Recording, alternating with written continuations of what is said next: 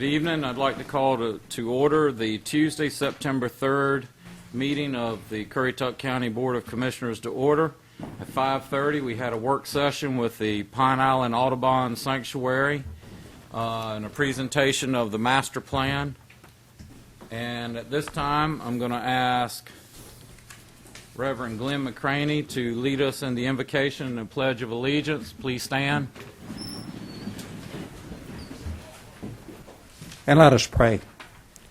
O God of all people and nations, we pause at the beginning of this meeting to acknowledge again your holy presence in our lives and in our country and also in our county. We thank you for those in positions of leadership and pray a special blessing upon them, that they will always be worthy of the great demands of the office to which they were elected. May they be especially guided by the Holy Spirit to meet the special demands of our beloved county. Let us, as your people, hold fast to that which is good, support the weak, help those in need, and honor all people. Help us to remember freedom does not come automatically, but has been purchased at a great price by those who came before us. It will always be a demand placed upon us to participate to make sure freedom is always available. Bless this meeting with your divine presence. Bless those who serve. Bless those who participate tonight, and may your holy will be filled for the enrichment of all your people. We pray. Amen. Amen. Amen. I pledge allegiance to the flag of the United States of America and to the republic for which it stands, one nation, under God, indivisible, with liberty and justice for all. Thank you, Pastor Glenn.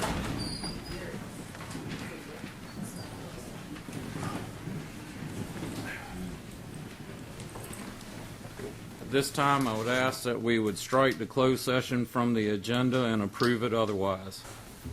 So moved. Have a motion. Second. Second. Any discussion? Hearing none, all in favor, aye. Aye. Opposed, like sign. Motion carries. At this time, we'll go into public comment. I have a couple people that have signed up. As always, we ask that you keep your comments to 3 minutes or less. And first, we have Miss Mary Etheridge.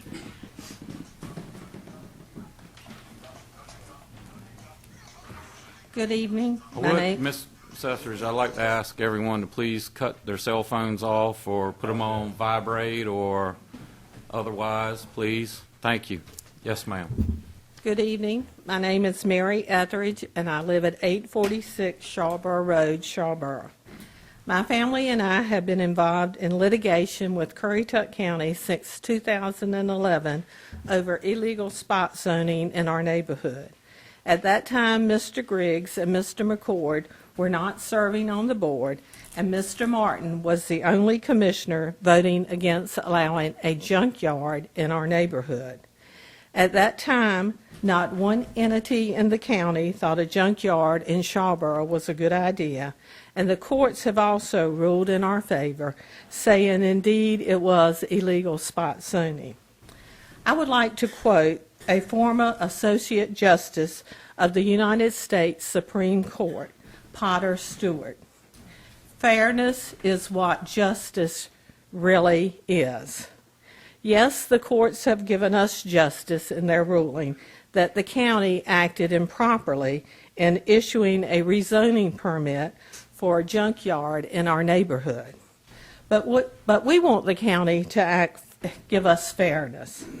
Why would anyone have to bear the expense of fighting their own government when the county government was told by everyone, even their own attorney, that it was illegal spot zoning?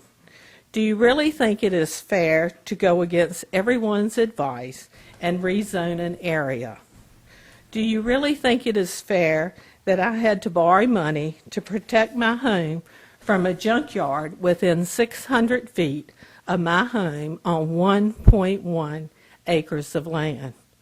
Do you really think it's fair to appeal the court's decision when you know that the applicant has withdrawn his application? If anyone thinks I have received fairness from the county, I hope and pray that the county commissioners never think that your community would be a great place for a junkyard. Thank you. John Murray.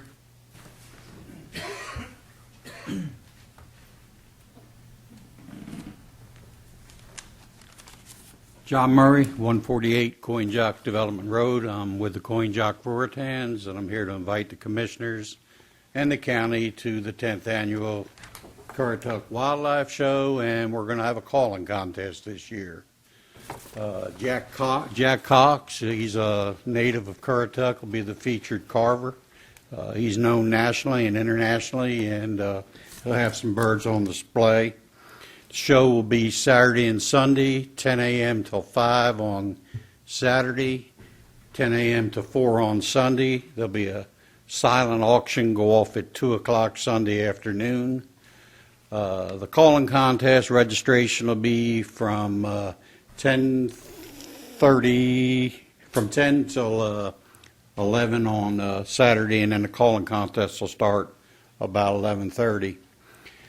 This is our 10th year, and in those 10 years, the Coin Jock Roartans have given almost $30,000 in scholarships to rising seniors, supported numerous charities throughout the county, as well as supporting our clubhouse, which we use for community events. It's a worthwhile show this year. We have almost 50 exhibitors, and would like to invite you all and the county to come on out. It's $5 for the weekend, and cheap. It's a cheap price for a cheap date. Any questions? Just comment, y'all do a wonderful job out there. It's a lot of fun, and you even can pick up a barbecue sandwich while you're out there. Yeah, Charlesboro Roartans will be running their concession stand. We're thankful for that. And the money that y'all put back to the scholarships is commendable. We thank you. We save the county a lot of money. Keep up the good work. Thank you. Anyone else? Next, I have Roy Etheridge. Are you speaking on an agenda item? Item B, Rachel's Ranch, or is this something different? It's probably connected to it in a different way. Okay, well, if you're speaking on that issue, do you want to wait until then, or? Okay, come on.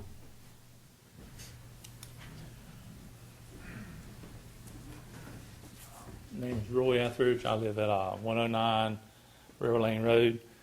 And what I'd like to do is petition the county to make some improvements on South Irby Lane.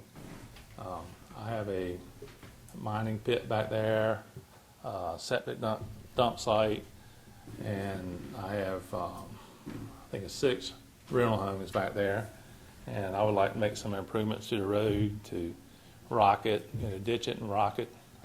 Right now when it rains, it's a muddy mess, and I just would like to make some improvements on it. Is this a state road or private road? It's a private road, but talking with Diener, they said that I'd had to get the county's permission to do it. I think to have the state take over the maintenance of that road, we'd I'm have. not looking for the state to take over the maintenance on it. So you're looking for us to do what now? I'm a little Well, slow. Diener said that I had to get permission from the county to make improvements for this road. I mean, I didn't understand it either. I don't see what y'all have to do with it, but that's what they told me to do, and that's what I'm here tonight for. How about tomorrow Mr. Woody gives you a call, or you give Mr. Woody a call, and y'all get together and find out exactly what it is that the county certainly would not have any objection to you upgrading your road. Right. So I don't know. I'm not sure I understand why they told you the county has to give you permission. It's your road. I asked them the same Mr. thing. Etheridge, are you cutting new ditches and things like that? Did they require you an engineering plan? No. Because that's happened a couple times with some private roads that you needed an engineering plan and No, they never required anything like that. Yeah. let Ben help you out with it then. Okay. Thank you. Next, we have Barbara Snowden to give an update on the Civil War Encampment and presentation of flag. Hello, my name is Barbara Snowden, and I live at 154 Courthouse Road, and I am president of the Currituck County Historical Society. Mr. Chairman, Commissioners, I have the pleasure tonight to tell you a little bit about Two Flags Over Currituck. Two Flags Over Currituck will be a commemoration of the Civil War here in Currituck County. We chose Two Flags Over Currituck because basically this courthouse at one time was under a Confederate flag and at one time was under a Union flag. Because we're doing the commemoration the year that we're doing it in 2013, the Union would have been the one that would have been in control of this particular courthouse. We are having not a battle, but an encampment starting at the Duck Inn and going to Pillmore Church. There will be Union soldiers on this side of the road. There will be exhibits. There will be something with the Virginia Living History that will be teaching students the School of the Sailor. There will be a photography exhibit, a man portraying Matthew Brady with 30 of Brady's prints, so people can see how photography was done at that time. When you get close to 168 or Currituck Highway, that will be your Confederate side, and there will be Confederate soldiers there. We are real excited about this. We are looking forward to having everybody come because it is free and open to the public. It will be for 3 days. Friday will be a day that we will have school children, and Superintendent Scholler told me that I could expect that 800 school children had signed up. Now, whether they're going to let 800 school children raid this area, I'm not sure, but that's how many requested that they do have permission to come to this event. The reason I'm here today is for twofold. One, I want to give you a copy of the card that will show what is going to happen.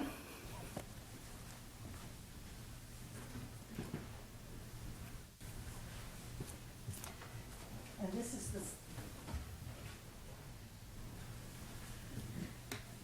this is the same logo that is on the poster. If you'll look at the front, Two Flags Over Currituck, an encampment at Currituck County Courthouse. Now, I've already taken some questions and a little bit of flack because people have asked me, why don't I have a Confederate flag on this poster? If you will look, you will see that I have a 34-star flag, which is the Union flag, and that one is the one that I would like to present to Dan and ask that the county fly it on this side of the road starting October the 1st. It is still an official flag of the United States. Just because we changed the number of stars does not take away the officiality of the flag. And if you will look, you will see there's another flag. That is the official Confederate flag of the Confederate States of America. It's called the First Union. It has 11 stars in it. And the reason we're using that, besides it was the flag that was used in 1663, it is also the flag that represents North Carolina being the 11th state to join the Confederates. And there are 11 stars on that particular flag. And that flag will be flying on the other side of the road. We have both flags. Okay. Are there any questions about this? I can tell you lots of interesting things. We have, besides a photographer who will be portraying Matthew Brady, we have cooking demonstrations. We have a hospital that will be here on Saturday with set up as if a battle hospital with wounded, etc. We have reenactors from the Union side, reenactors from the Confederate side, and we are going to stage a raid on the courthouse. If anybody ever wondered why Book 2 has the older records of Currituck County, not Book 1, that's because not only were some of the records burned, But during the Civil War, when this place was occupied, some soldiers confiscated, because they liked the 1700 and 1600 records that we had in our deed book. We know this because they were returned during the bicentennial. Not in good shape, but some of them were returned during the bicentennial. Now, I have found, since I started this project, and I'm going to leave the extra ones up here in case somebody would like to pick one up, I've been doing a lot of reading. And one of the things I've read is the Civil War Courier. And I found out that Civil War events are not just historical events. They are economic generators. That Civil War events bring people into a community. They provide money for various things. And with that in mind, I asked Diane Nordstrom to come to you tonight and tell you how this event can impact the economics of Currituck County. Do you have any questions for me before I sit down? Just one question. Yes, sir. If we were commemorating a different year, the flags might have been switched? If we were commemorating 1660, sorry about that. You have to realize my age. If we were commemorating 1861, it would have been a Confederate here because this was a recruiting station for the Confederacy. And the recruiter set up at the courthouse steps to recruit soldiers for the Confederacy. But very soon thereafter, in 1862, Roanoke Island, or Hatteras and then Roanoke Island, fell to the Union, and they used Currituck Sound as a staging place to supply the blockade runners. And so from early in 1862 to the end of the war, I'm afraid we were occupied officially. We did have skirmishes. There was the Moyock was burned. There was a battle near Indiantown Bridge. There was some skirmish at the lower point, which all are commemorated with our Civil War trails. We have 7 Civil War trail markers here in the county, and they commemorate these events. But I'm afraid from early in 1862, we were occupied officially. You had to have a little slip of paper to go just about anywhere. In fact, we will have replicas of those slips of paper, and if you want to cross the lines, Chairman O'Neill, I will have to sign it to get you from one side to the other. I know which side I'm going to stay on. Any other questions? Yeah. Thank you, Ms. Snowden. Okay. And Ms. Nordstrom. Those of us, and there's a lot of us in Currituck County, who have Ms. Snowden as a teacher. And every time I hear her start to talk, I have flashbacks to high school and how much I just love to sit down and listen to her talk. I could listen all day. She's just such a wealth of knowledge.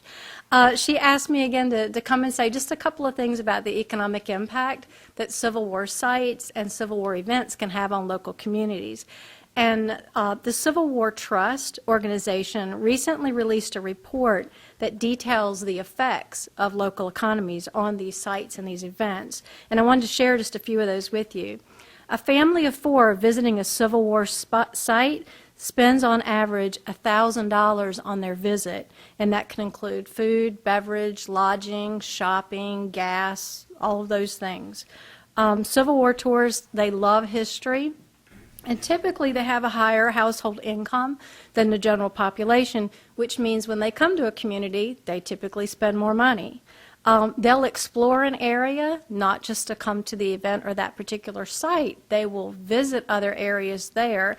And as we all know, and that will add to the local and state sales tax revenues for us to give us that economic boost. And it also can lead to potential visits, which later they may come back and visit again for their vacation, and particularly when they come to an area as rich in history as what Currituck is, Currituck Beach Lighthouse with the Wellhead Club, the wild horses. That's that history that they love, so hopefully they will come back and vacation with us even more. So I also did a little bit of local research and checked with a couple of other communities relatively close to us and asked them about their events in regards to Civil War events. And speaking with both Murfreesboro and with Plymouth, they both said that, yes, they have a positive impact on their community, getting people to come here and spend money. That I did find it interesting that both of them said that the majority of their attendees are from outside of the area. So I'm sure Ms. Snowden's with me to make that challenge to Currituck to say, let's get all the locals to come to this event too. But it is attended by a lot of out-of-area folks. And also that visitor bureaus also do typically support these events. So my staff and I are trying to help with Ms. Snowden with this event. We know this is going to be pretty big, and we're doing a lot of events here lately, so we're going to lend whatever assistance we can to her. As a sideline note, I'm going to leave for you guys. Everybody's promoting events tonight. This Thursday, just coming up in a couple of days, we are having our inaugural Wine and Swine event, off the Civil War subject for a second, and hopefully that you guys can come and join us. It's going to be at Wellhead. So anyway, thank you for the opportunity, and we're really excited about the Civil War event and the Wine and Swine as well. Hold on. Thank you. Diane, I'd like to recognize you and your team. I want to make sure I say this right. You had the #1 growth for tourism in our county in all of North Carolina last year. I think you had an 8.2%. Is that the number, 8.2? 8.1. 8.1% increase, which was the #1 tourism increase in the state of North Carolina. And I'd like to say thank you. Good job. I really mean it. Good job. I will pass that along to everybody. I think that there's a lot of people who should get applause for that, even beyond our department. But it's a really nice feather in the cap of Currituck County to have that largest increase out of 100 counties in North Carolina. So we may never do it again, but we're celebrating now. Well, we'll keep I've working on noticed it. on a lot of online sites for travel, you see Currituck Beaches, Currituck Outer Banks. So whatever it is you're doing, good job. Well, events like the Civil War event are about visitor spending as well, so this will help contribute to that, to that ranking. But thank you. I'd like to add something too. I know their staff, like you said, they do a really good job promoting local businesses. I've financially, from your staff, they do a good job. We own a tourist business as well, and they've helped us out a lot too. So I'd like to thank you for that. Thank you. You're welcome. Thank you. Thank you. Next, our first public hearing is public hearing in action PB 84-11 Corolla Light PUD request to amend the existing use permit and sketch plan for Corolla Light PUD to accommodate 16 duplexes totaling 32 units along NC 12 south of Shad Street, tax map 115B, parcel P51, Poplar Branch Township. Mr. Woody, I believe everyone needs to be sworn in. We have no one signed up to speak to this. If you wish to speak for or against this particular agenda item, you need to come forward now and be sworn.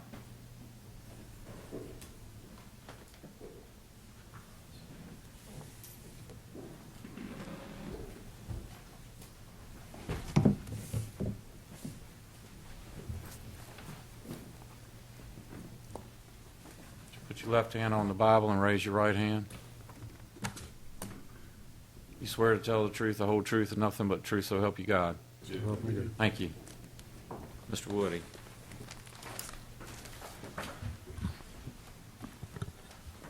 Thank you, Mr. Chairman. This is a request for an amended use permit and sketch plan. I want to explain that real quickly. This is a plan unit development established over on the beach, and we have 6 or 7 over there. And these PUDs, as we'll call it, were approved many years ago, and they were approved as sketch plans, or in other words, master plans. So each of these PUDs over there have a master plan as well as a use permit that was originally issued to it. So when you see changes to these old PUDs come before you, they're characterized as an amended use permit and an amended master plan. And so in some ways, you are amending a use permit, which requires a sworn testimony, but you're also amending the master plan, which is essentially like a rezoning. So it kind of functions as two things in one. But I just wanted to make sure the board understood that. But of course, you only need one motion to accomplish that. So the property out there is zoned single-family Outer Banks with a planned unit development overlay. It's the Crawl Light PUD. This particular tract of land is Phase 12. It's centrally located in the PUD. It is currently designated as utility open space. In 2008, this piece of property was designated as the site of a future wastewater treatment plant, which obviously that's not the plan moving forward, which is why we're here tonight. You can see around it, you basically have residential, what's typical of the Outer Banks, single-family dwellings. To the east of it or behind it, you actually have the Wellhead subdivision, so you've actually got a different subdivision behind it. But to the north, south, and west, you have the Crawl Light PUD. Land use plan designates this area as full service, which most of the Crawl area is. It's a 3.16 acre site. We're looking at 32 units or 16 duplexes. Utilities for the site are provided by the Currituck County Southern Outer Banks water system for potable water, and then the wastewater is provided by Carolina Water via the Crawl Light system and eventually the Monterey Shores treatment plant. And I'll go into that in a little more detail in a second. There you can see the sketch plan. This is the whole Crawl Light PUD, and the Phase 12 area is highlighted in red. So you can see it's really a fairly small part overall of the entire development. So what we're looking at tonight, I'm going to spend a little bit of time on this, is, again, the request is to amend the use permit and the sketch plan for Phase 12. And what they're asking to do is to remove the open space and wastewater designation that currently exists on Phase 12. So in 2008, there were some other phases in Crawl Light that were designated as commercial, and as part of that change in 2008, Phase 12 was designated as the wastewater site. So the idea was that when these commercial areas developed that were designated in 2008, this site would become the future wastewater treatment plant for that development. What's happened now is as part of this request, the applicant has requested to rescind the wastewater permit for Phase 12. So there is no longer is there a permit for a wastewater plant to be built in Phase 12. The reason that was rescinded was the larger plan is for the wastewater for this particular phase, part of it to be treated at Crawl Light. They still have 2 wastewater plants in Crawl Light, but the larger plan is at some point, and they're moving forward with this, is to expand the Monterey Shores wastewater treatment plant, provide capacity there. So again, Phase 12 is proposed to no longer be wastewater area, but to be designated as residential, so you have the 16 duplexes before you tonight.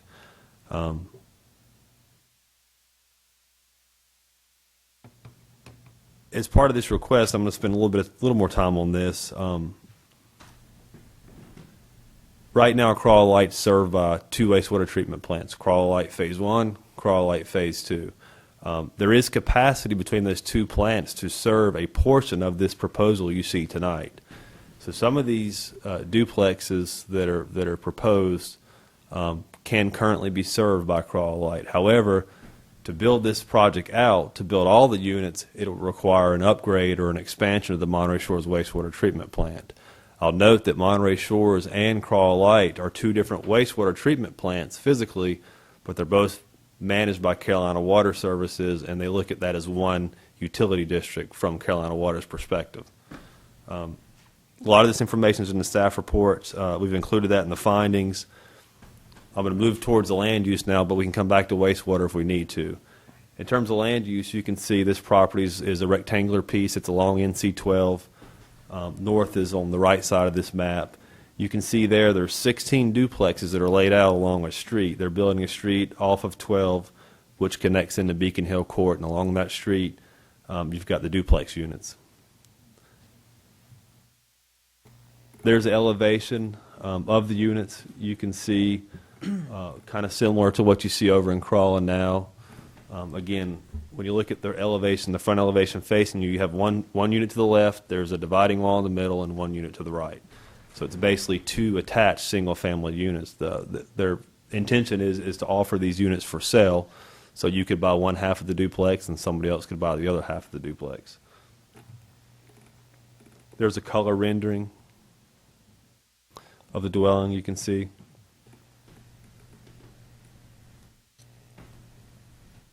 There's a floor plan. The floor plan is difficult to see on the screen.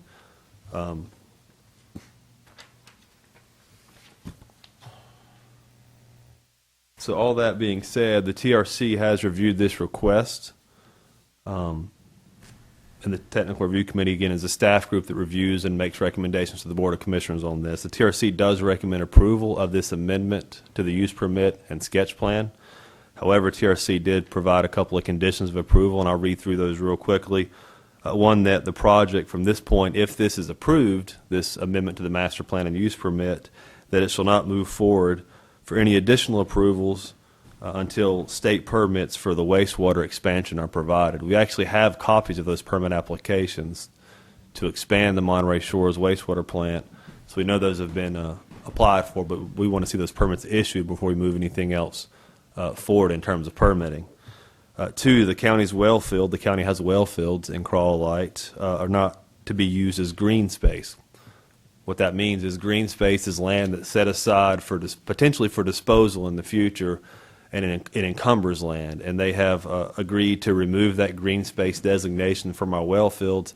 That's important because should we ever need to use those wells for drinking water, they can't be encumbered by green space or possible disposal areas. So they've agreed to that, and they've done that.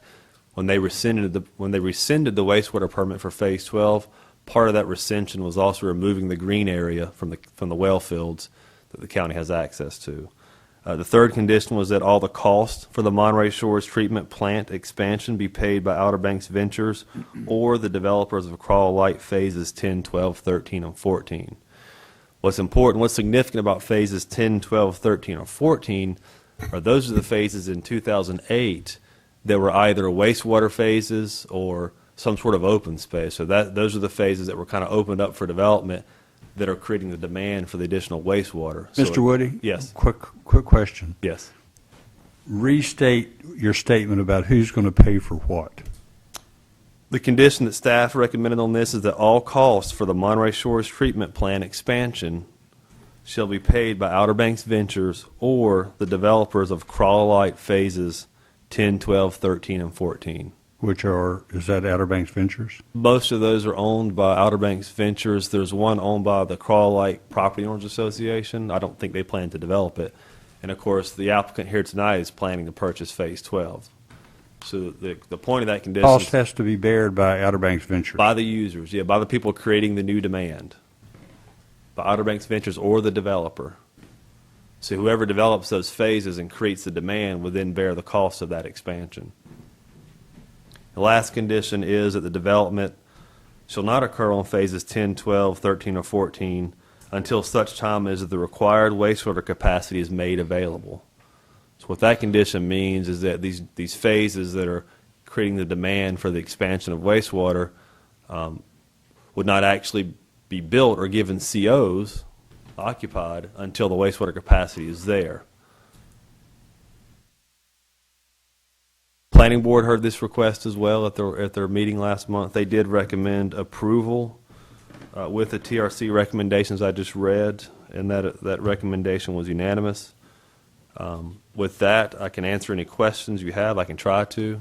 And that concludes my presentation. Mr. Chairman, if I may, Mr. Woody, if the PUD, for some reason, is not built, would this part of the rezoning stand as far as no one could build on those properties until the wastewater treatment had been expanded? Yeah, those conditions I just read apply to the PUD in its entirety, if it's approved.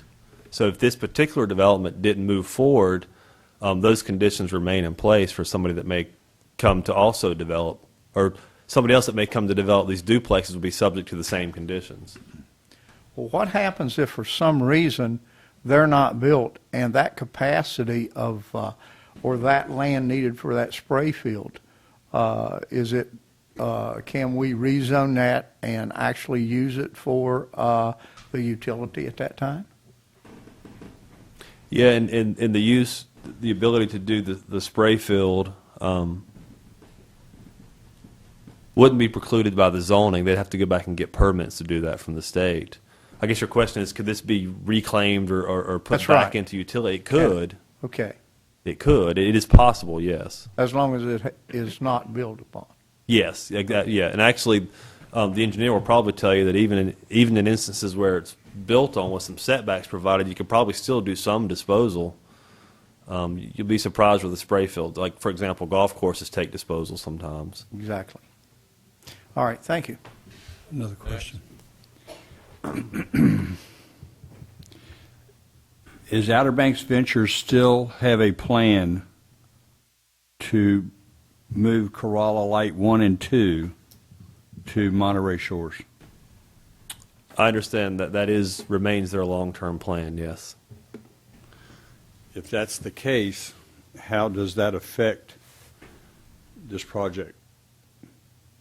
This project this project generates 24,000 gallons of wastewater demand.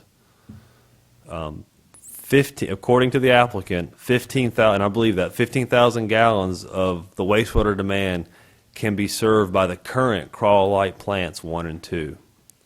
So what that leaves is 9,000 gallons of wastewater demand that needs to be moved to Monterey Shores.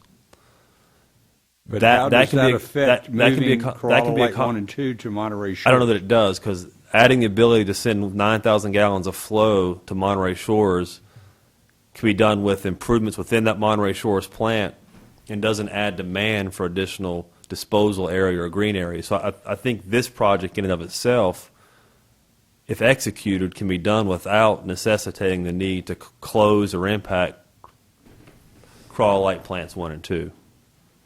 I know, but my question is, if the developer still has plans to move Corolla Light 1 and 2 to Monterey Shores, how is this project going to affect, can this project affect that move? That's question number one. And the expansion to Monterey Shores, that for this 9,000 gallons, who pays for that? Carolina Water or the developer? The developer would have to pay for it, or Outer Banks Ventures. So the developer is going to be responsible for covering the 9,000 gallons going to Monterey Shores Yes. out of his pocket. Yes. Does the developer have to make any changes for the 15,000 gallons going to Corolla Light 1 and 2? My understanding is they do not. Okay. Anyone else? Just a point of clarification, and you say what we have before us tonight is for a PUD, and if for whatever reason that PUD falls through or fails to come to fruition, the rezoning that we're being asked to do tonight will stay in effect. Is that correct?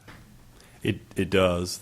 So, notwithstanding the PUD and the requirements that are before us tonight on the contingencies that we have, if someone else came in or the same person came in and scrapped that plan that we have before us tonight, they could then still do something different because the rezoning has opened it up for that, for whatever potential development that is consistent with the UDO. Is that correct? Yeah, but you are, yes, that is correct. I'll note. Without any of the restrictions appertaining to the current PUD request? The conditions, the 4 conditions I listed related to wastewater will remain with this property, or this PUD, for indefinitely, forever, until you change them. So if this development went away, another one came in, they still have the burden of meeting those 4 conditions I listed. The second thing is there's, while they could vary, they could be, you've got duplexes now, they could vary it and have triplexes, but they're still bound by the density. You're still only giving this parcel 32 units. So there could be some changes in layout, but in terms of density and the requirement for wastewater, that would live with this property, so to speak. And I guess another question, with the 4 contingencies that you have in place now, relative to this going forward, the entities that would have to answer them, one of them would be contingent upon a state permit. But these contingencies that are in place now could either be denied and or modified. Is that correct? In other words, if there's a modification to, let's say, the state permit for wastewater, Could that then alter the makeup of what we were presented with tonight? In other words, alter the project, that we get something else other than what was presented tonight? That's possible. I mean, yes, there is a state permitting process, and that's, conditions of that or parameters that could impact the land use on this property. Yes. I mean, the reason I ask, some of these things, it looks like, again, I know there's cost associated with developments that a developer would not want to incur were he to believe that the project would not be approved. However, some of these things looks like we might be acting premature. I mean, how difficult would it be? It looks like the most onerous one of these would be, or the one that would involve a third-party action, would be the state permit. How onerous is it on the developer to get that state permit before moving forward? In other words, would he incur substantial or significant expenditure in trying to obtain that prior to moving forward? I don't know that it's substantial or significant expenditure. There's obviously some costs, but it's just permitting costs, time. I mean, I think it takes a little bit of time to do that, but I don't know that there's a significant cost associated with that, other than time. Okay, well, Yeah. and that's part of why I was asking, because sometimes these things look like they're premature. The cart's getting before the horse. And then if that doesn't happen, then what we are looking at can be substantively changed or altered, or we get, instead of A, we'll get B. And we may not like B. I understand. I mean, that's why I bring that up.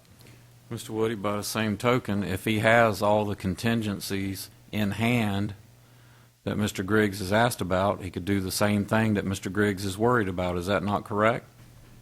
I'm not sure I followed that. Well, he was talking about these contingencies and him being able to change what he wants to do. Well, let's say he has the permit in hand. He can still change what he wants to do, whether he's got once he gets the permits, whether he's got them now or whether he gets them next week, he can still change what he wants to do. It's not really relevant to him changing what he wants to do under the PUD. Would he not have to come back to the Board of Commissioners to change?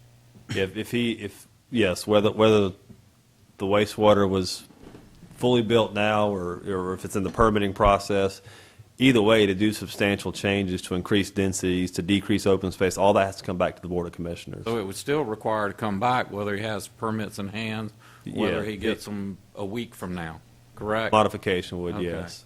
I just wanted to clarify that for myself. Thank you. Well, and just so I can be clarified as well, what I was asking for any of the changes, you're saying he would have to come back, that's based on the PUD, what we had before us. If that fell through, that was no longer in the plan, then he could then change that the zoning would stay in effect, in other Yes. words. The zoning will, yes. So then he would not need to come back before us for a rezoning request, would he? In fact, that's what we're doing tonight. Yeah, only if he modified this in terms of density or other. So he would not have to come back and do this as a rezoning request if we did this tonight. Only if it were a substantial change, yes. But you're giving, basically, you're saying that on this Phase 12, if he meets these 4 conditions, or if those 4 conditions are already met, either way, you're saying on Phase 12, Currituck County is going to allow 32 units. And I think that the 32 units of this quality of elevation, this type of product would be allowed on that property. So if those 32, if he did less, that would be okay. If he decided to do 16 duplexes and whatever that math adds up to, 7 triplexes, he could do that. But as long as he stays within these parameters, if he stays within that, then he's okay at the staff approval level. I mean, I'm not talking about not doing it or denying it. I was speaking to the timeliness of the matter before us tonight. In other words, to use an analogy, maybe inartfully, putting the cart before the horse. That's all I'm speaking about. I'm not talking about Yeah. we shouldn't do it. All right, anyone else? we had folks signed up. Are y'all representing the applicant? Or none of you signed up, so I don't know anybody's name, so I don't know who to call on. So, I'm the purchaser of the property, David Mesa with Florida OBX. This is Rod Bergen, the engineer for OB Ventures, Outer Banks Ventures, who's handled the wastewater scenario. So is there a specific question you have for me? yeah, does anybody have a specific question for them? I do. Which one, the developer or the engineer? The developer. Okay. Well, how about giving us your name and address, David please? Mesa. I currently have a place on 100 Sportsman in Kildare Hills that I'm staying at. My question is protecting or having a buffer that's in place, the trees that are existing. I think there's a lot of live oaks on the property. They have a special place in my heart. I'm concerned about protecting those. I'm concerned about the neighbors that have voiced concerns about a buffer between their property. I do have a big concern about this wastewater. Mr. Berger will tell you that we've had 2 years of discussing wastewater, and the track record's not real good. So they're my concerns. Okay. As far as, the first one is the trees, the buffer, and the wastewater. Well, to speak to the trees, it's been our objective and directive from the very beginning to keep as much of that as we possibly can. The way the actual property lays out is that the majority of the oaks are all on the outer edges, and interior is more scrub and pine. So as it stands, we don't have in the interior areas to remove a lot of oak. So I'm hoping that we're going to be able to keep certainly as much as possible. That's our objective. So, and Carlos may be able to answer better to that. I don't know if we've had our tree survey done yet, or if we have, and what looks like we would be removing. As far as the wastewater, this whole, private municipal wastewater scenario is definitely new to us, and moving capacity and having to have it, but in this form. So we had a meeting today, and certainly for us, we need 24,000 gallons, and we think that based upon what we've been told is that is readily available, 15 for sure, and Carolina Water is willing to give us a 24,000 gallon dedication letter. So as a developer, I feel like we've met that requirement. Now, I asked Mr. Woody a question. Are you going to be incurring the cost, or is Outer Banks Ventures? Well, it's both. I mean, obviously, we're buying the property, and how we've negotiated our contract is inclusive of wastewater rights, so in order for us to do the 32 units. So it's inclusive of all that. So Outer Banks Ventures has to meet certain criteria for the deal to go through. Yeah. Lots of criteria. So, Lots of criteria. well, the contract has multiple things for us in our due diligence phase, not just with Outer Banks Ventures, but with I know, but everything that Okay. it takes to get to that level, yes. okay, thank you. So, any other questions? Or? Have any other questions? Anyone else have anything to add of the people that were sworn? Hearing none, I'll close the public hearing and ask the board for a motion. Mr. Chairman, I'd like to make a motion to continue PB 84-11 until the state permit for the Monterey Shores wastewater expansion is approved and actual wastewater capacity is available to service Phase 12 at full build-out, and I'm basing this motion on our 2-year track record. I have a motion. I'll second. Mr. Woody, before we vote on this, did you not tell us that this cannot go forward until those conditions are met? It couldn't be constructed until those conditions are met that staff recommended, yes. Okay, so then it can't go forward regardless until those conditions are met, correct? Yes. Okay, any other discussion? Can I say something? Excuse me. No, it's too late. We have a motion. Have a motion and a second. All those in favor of the motion to continue, say aye. Aye. Aye. Opposed? Aye. We have 3-3. 3-3. 4-2. Aye to which? Continue it. To continue? So Aye to continue, aye to continue. that's 3-3. I voted to not continue. I voted to not continue it, and you Motion would voted fail, to not Mr. Chairman, the continue. motion would fail The then. motion would fail with a tie. Do we have another motion, substitute motion? Mr. Chairman, I'd like to move to approve PB 84-11 with the staff findings and recommendations included in the case analysis. Second. We have a motion and a second. Any further discussion? Hearing none. All those in favor, aye. Aye. Aye. Opposed? No. No. Gentlemen and ladies, what we have here is a, yeah, I'm going to have to defer to our county attorney. This has never happened before to me. Have no action unless you can, unless you receive another motion and a second, upon which the board may then act. Mr. Chairman, Yes, sir. is it possible that we continue this to the next meeting when we have a 7th that could possibly hear and vote on this? If you can get the votes, the staff has recommended approval, the planning board's recommended approval, TRC's recommended approval, and they cannot go forward without the permits. There's a time element of money for someone to bring stuff forward to the Board of Commissioners, and if they meet the requirements, then they certainly have a right for an affirmative vote, so I will not vote to continue it. I second that. I have a question.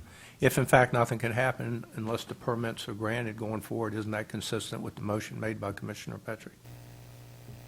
I'm going to defer to our crack attorney again to give us some advice. Well, no, I guess I take that as rhetorical from Commissioner Griggs, but again, it's, unless you receive a motion, then the chair might well consider moving on to the next item on the agenda. And then this, by default, would be on the next agenda, correct? Yes, potentially. I mean, potentially it would be on the next agenda. Move on.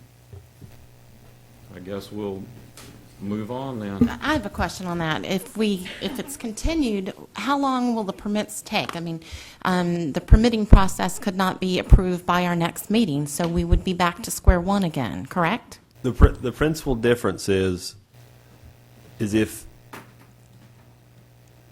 this were approved tonight with conditions, then they would leave this meeting being able to submit for their site plan review by the staff. This is just like a rezoning, so there's still another layer of review that comes. If this is continued, then of course we wouldn't accept a site plan request. So somebody asked what's the difference. The difference is their timing of submitting a site plan for formal review. And then, Marion, your question. Well, Mr. Woody, we're not approving this development tonight. All we're doing is approving to allow them to go to the next phase, to come back to the board where the landscaping would be addressed, the drainage is addressed, everything gets addressed. Until they get through this particular motion, they can't do anything. Mr. Chairman, I asked for a continuance for a very particular reason. We've got a 2-year track record, and in my opinion, it's not good. And the same principles are involved in it. We've had promise after promise after promise, date after date after date after date. He's been there, you've been there, and they've never come about. I want to make sure that it's all done. For 2 years, we have sat in meetings and been handed dates, times, we're going to do this, this, and this. And you know what? Mr. Berger's been in those meetings, and they hadn't happened. I don't feel comfortable with it, not till I get more clarification. And I'll just restate again, this is a rezoning. We're not considering any of that information tonight until the next phase. My motion stands. So I guess since we're deadlocked, we'll move to the next agenda item. And per the attorney's recommendation, I mean, again, you can certainly entertain another motion on this subject matter, but I guess we'll give it to the chair and up to any If all member. we're doing is just making a motion for them to move forward, I'll motion to approve it. I mean, that'll change the number from 3 to 3 to 4 to 2. We have a motion for approval. Second. Second, and that's with the staff's recommendations, TRC. With the staff's recommendations, yes. Any further discussion? Hearing none, all those in favor, aye. Aye. Opposed? No. Motion carries 4 to 2. Item B, public hearing and action PB 09-35 Rachel's Ranch. Request for a special use permit for an outdoor recreation facility located at 160 Owens Road, Powell's Point, tax map 123, parcel 6B, Poplar Branch Township. This also is a special use permit. Anyone that wishes to speak in favor of or in opposition to this agenda item needs to come forward and be sworn at this time.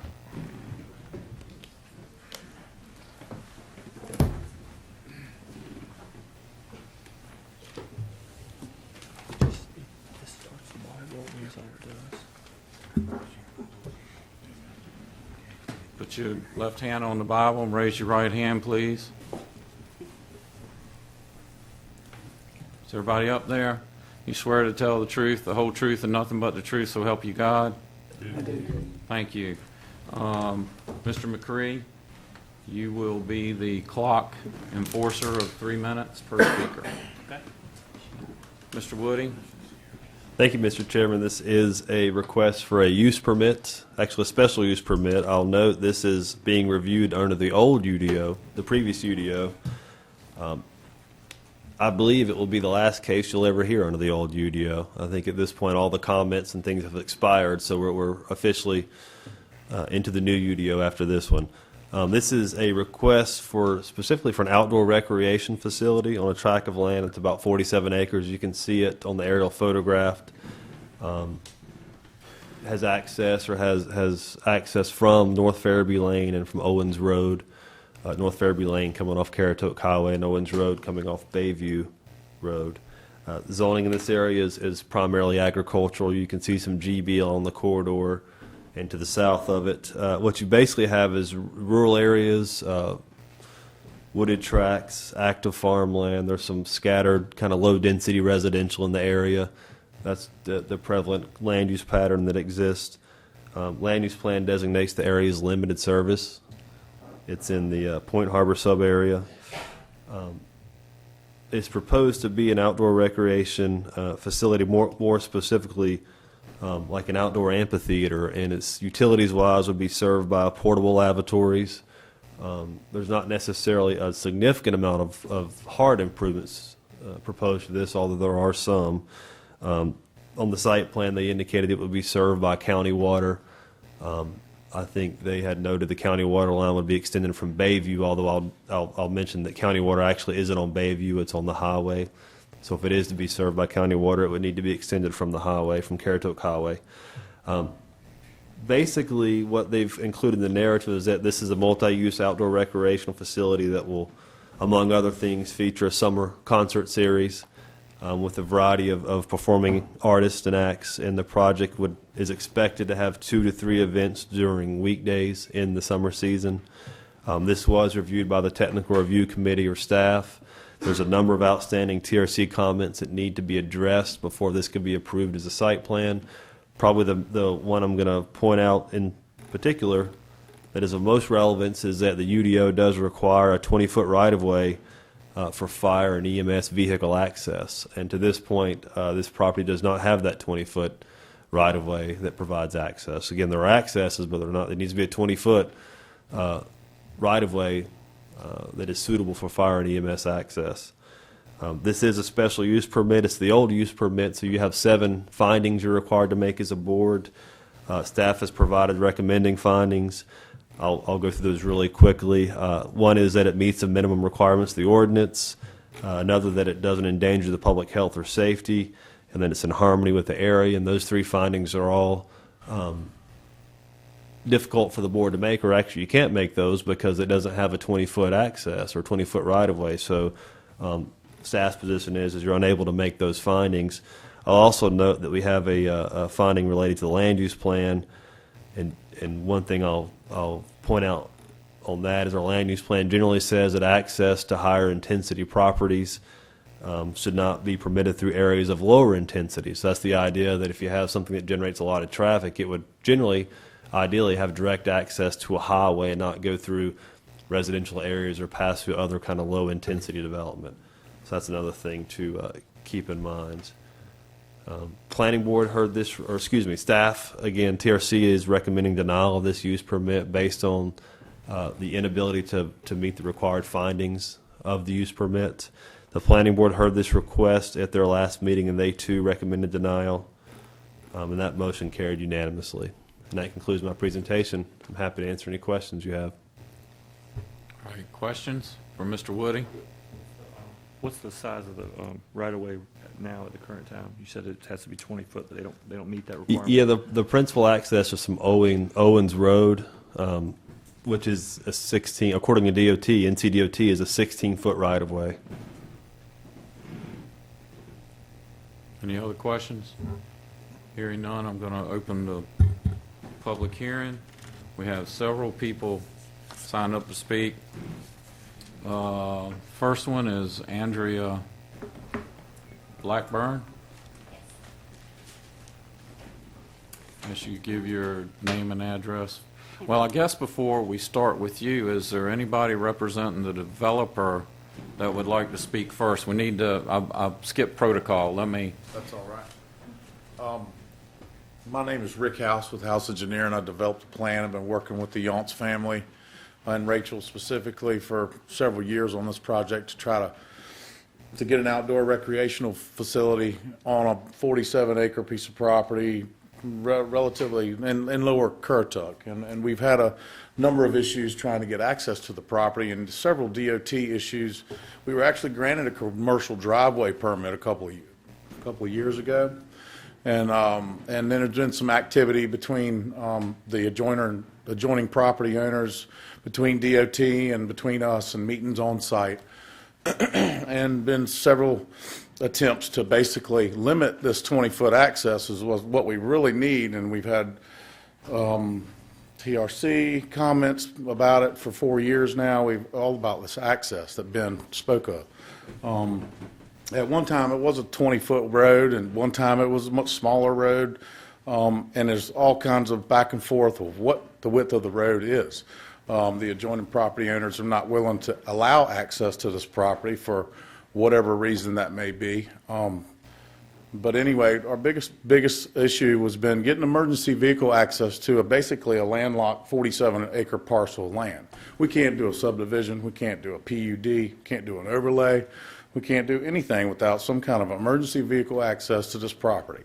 We've been trying to get it and trying to get it and trying to get it and haven't had any luck through DOT. We've uncovered some right-of-way issues. There are 4 access points to this property. One being the main one, which is Owens Road off of Bayview. Another one being North Farabee Lane. Another one that's being used by Roy Etheridge now for his mining pit. That's South Farabee Lane that crosses a piece of parcel of land that's owned by Currituck County. Used to be Mike Riddick's, I guess, area.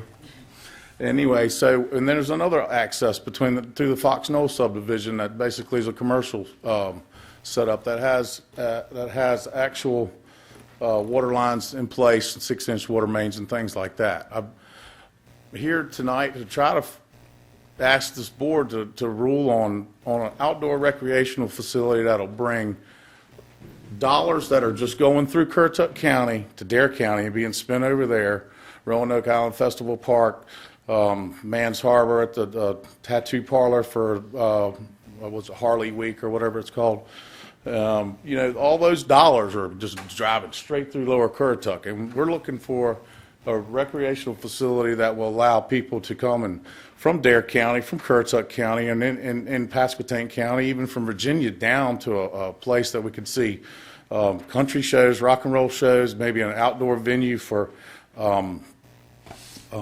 drive-in movie theater, things like that, a kids camp to be able generate summer camp ideas for looking at history of Currituck and showing them about the culture of Currituck. And we really, really think this will be a great project for you guys to approve, honestly.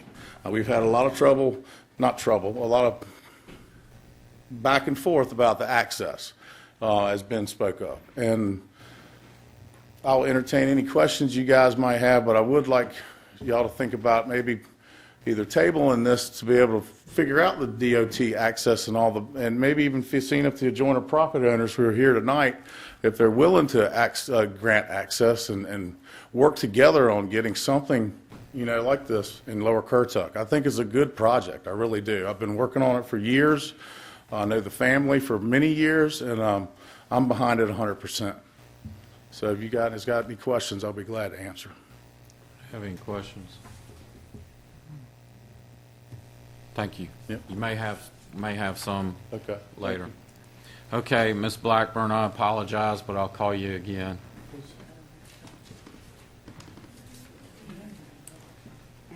So my name is Andrea Blackburn. I'm from Kill Devil Hills, 104 Roanoke Drive. I've been part of this community about 4 years now, long enough to realize that we are in need of a decent music venue, not only for entertainment purposes, but for a potential source for new jobs and revenue in Currituck County. Not to mention a common bond that I'm sure we all share, music. I would like to see more recreational opportunities for our children, such as learning camps and arts in Currituck County, especially in the off-season. I believe Rachel's Ranch has potential for these interests of our community. So I ask you all to open your eyes and your hearts and have graced this Currituck County with this potential. Thank you. Thank you. Lindy Costello? Hello, my name is Lindy Costello. I live at 2021 Wrightsville Boulevard in Kill Devil Hills. I'm here to speak about the music venue, and I'm a big proponent of it. I think it's a great idea. I drive all over the country to expose my child and my family to different concerts. Matter of fact, I just got back from Cincinnati to see ZZ Top because there's nowhere around here that I can take my family to see great musicians. I would rather spend the money here locally. I would like supporting my local culture, and I'm a big proponent of keeping things as local as you possibly can. And right now all that money is going to Virginia Beach or Raleigh or all these other areas, and we could use it here in Currituck, and thank you very much. Thank you. Jerry Welch?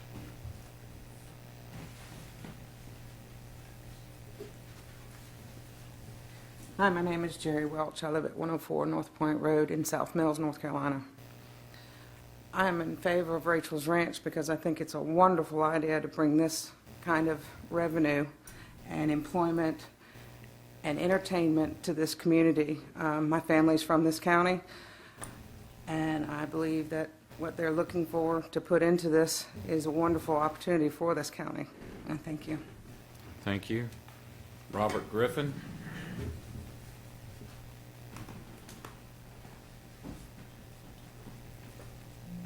Robert Griffin, 436 Poplar Branch Road, Poplar Branch, North Carolina. Board of Commissioners, I am adamantly opposed to this facility, both myself and my mother.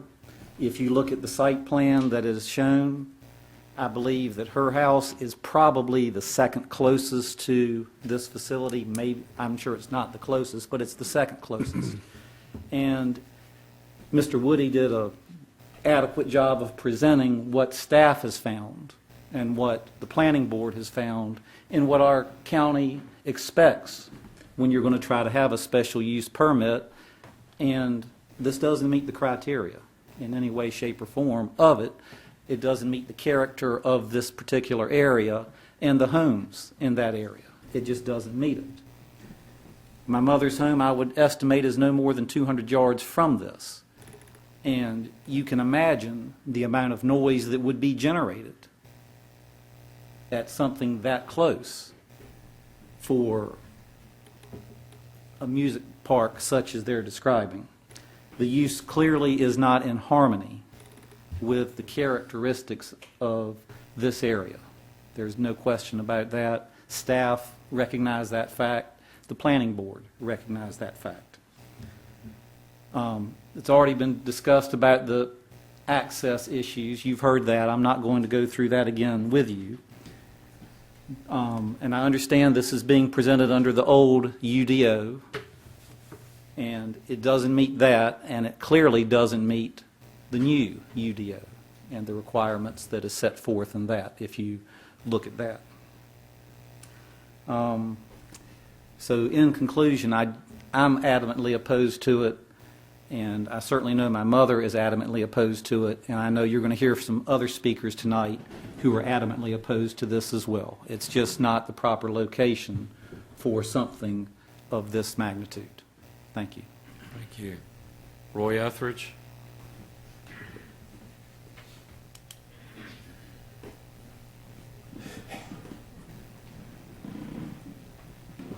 Roy Etheridge, 109 River Lane Road. I'm all for this project. I own the land, or my mom owns the land to the south and to the southwest, about halfway up the property. And I've talked to her, and we don't oppose this project. We actually support it. And I've been listening tonight, and the people got up and spoke about the Civil War stuff and like bringing in tourism and dollars and stuff like that, and y'all are all smiling and supporting that. And basically, we're here with the same thing. I mean, they're actually after the tourist money, people will come from Virginia, from Dare County, and bring their tax dollars over here to spend. So really, I don't see what the difference is. The reenactments, I've been to several of them, and they're noisy. They're right behind somebody's house. You don't hear no complaints about that. As far as the area here that they have, if the amphitheater is pointed, out toward the sound and all, there's not a whole lot of noise. I don't know how many of y'all have been to like the Virginia Beach Amphitheater. I mean, if you get up and go around the back to the bathroom, you can't hardly hear what's going on, 200 foot away, because of the way the sound is directed. So, I'll just like to say that I'm supporting it,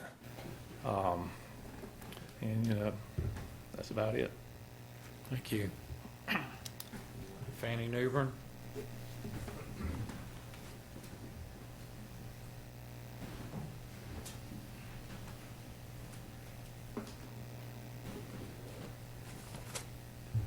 Good evening, Commissioners, Ben. My name is Fanny Newbern. I live at 140 Newbern's Landing Road in Powell's Point. My family does own property on 3 sides of this 47 acres. We're very much opposed to it. I agree with Robert Griffin as far as the effect it will have on his mother's home nearby, and highly recommend that you continue with the Planning Board recommendation. TRC comments it doesn't meet criteria for SUP under the old UDO. Our family does own on both sides of Owens Road, and it's 16 feet at this time. My father gave 12 in 1954. Please deny it. And I'd like people that haven't signed up to speak, that are against it, that live in the area or own property, to stand, so you know. Thank you. Thank you. Now, Miss Fanny was the last one I had signed up, but I know a couple others did come forward to be sworn in. Is this the proper time for me? Well, just one more. Oh, sorry.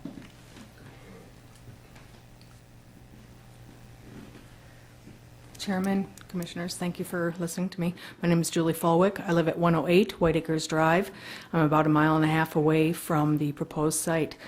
There has been talk about the minimal noise impact. I think that if anybody has common sense, you know that noise travels. This is open country land. I have friends that live more than 5 miles away from the Muddy Sports Park, and it's like in their backyard when an event happens. This would be a significant negative impact on the entire area. We do have small density housing, but we are a tight-knit neighborhood, and we are very concerned about the amount of traffic coming in, the type of traffic that would be brought in, the need for increased security, the increase in litter, and just the overall decline of our property values. Nobody wants to buy a house with an amphitheater in the backyard.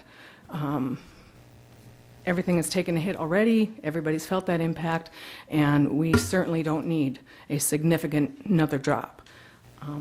I implore you to consider pros and cons, and my point of view, there are many more cons than there are pros. Yes, maybe some jobs will be created, but I believe they will be temporary, not the types of jobs that you really want created here.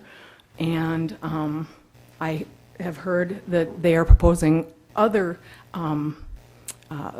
issues with the park, other activities, but I believe that the main activity is going to be the music. And I'm not against music, I'm not against concerts, but I don't believe that this is the area for a concert setting.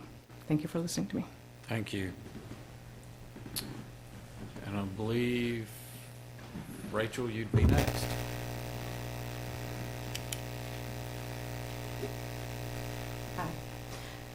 My name is Rachel Yance. I live at 1709 Wyandotte Street in Kill Devil Hills. I was born and raised here. See a lot of your faces. You're familiar. I grew up across the street from where I'm proposing the same amphitheater, outdoor recreation facility. Honestly, I don't see a better place to have it. If you look through the county and your zoning and the different areas through the county, I couldn't find another spot that I thought would even be suitable.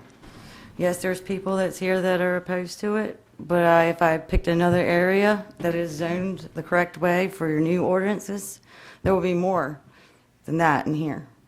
It actually is, you're correct, it's a low-density area. Look around, there's not that many homes. If you had a really overall look of the whole map of all the adjoining properties, my dad owns over 8 of them back there. They're not the only ones. And then you got Roy. So I'm asking, I guess, is this the public side or the technical side, or just so I say whatever I want?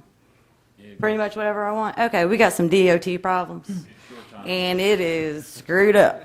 And it's been screwed up for 3 years. Okay, I went to Raleigh, I've been to Edenton, I've been to Hosky. With that being said, in 2002, Dad was interested in doing a subdivision. Well, we started then. There was no file in DOT office, not one in Hosky, nothing in Elizabeth City, nothing at all. Then all of a sudden, when I start to do this process, there's new papers. Okay, so then I go and chase these old papers. And then I have surveyors come out from DOT. You know what? That road measures 18 and 26 feet every time I drive down it.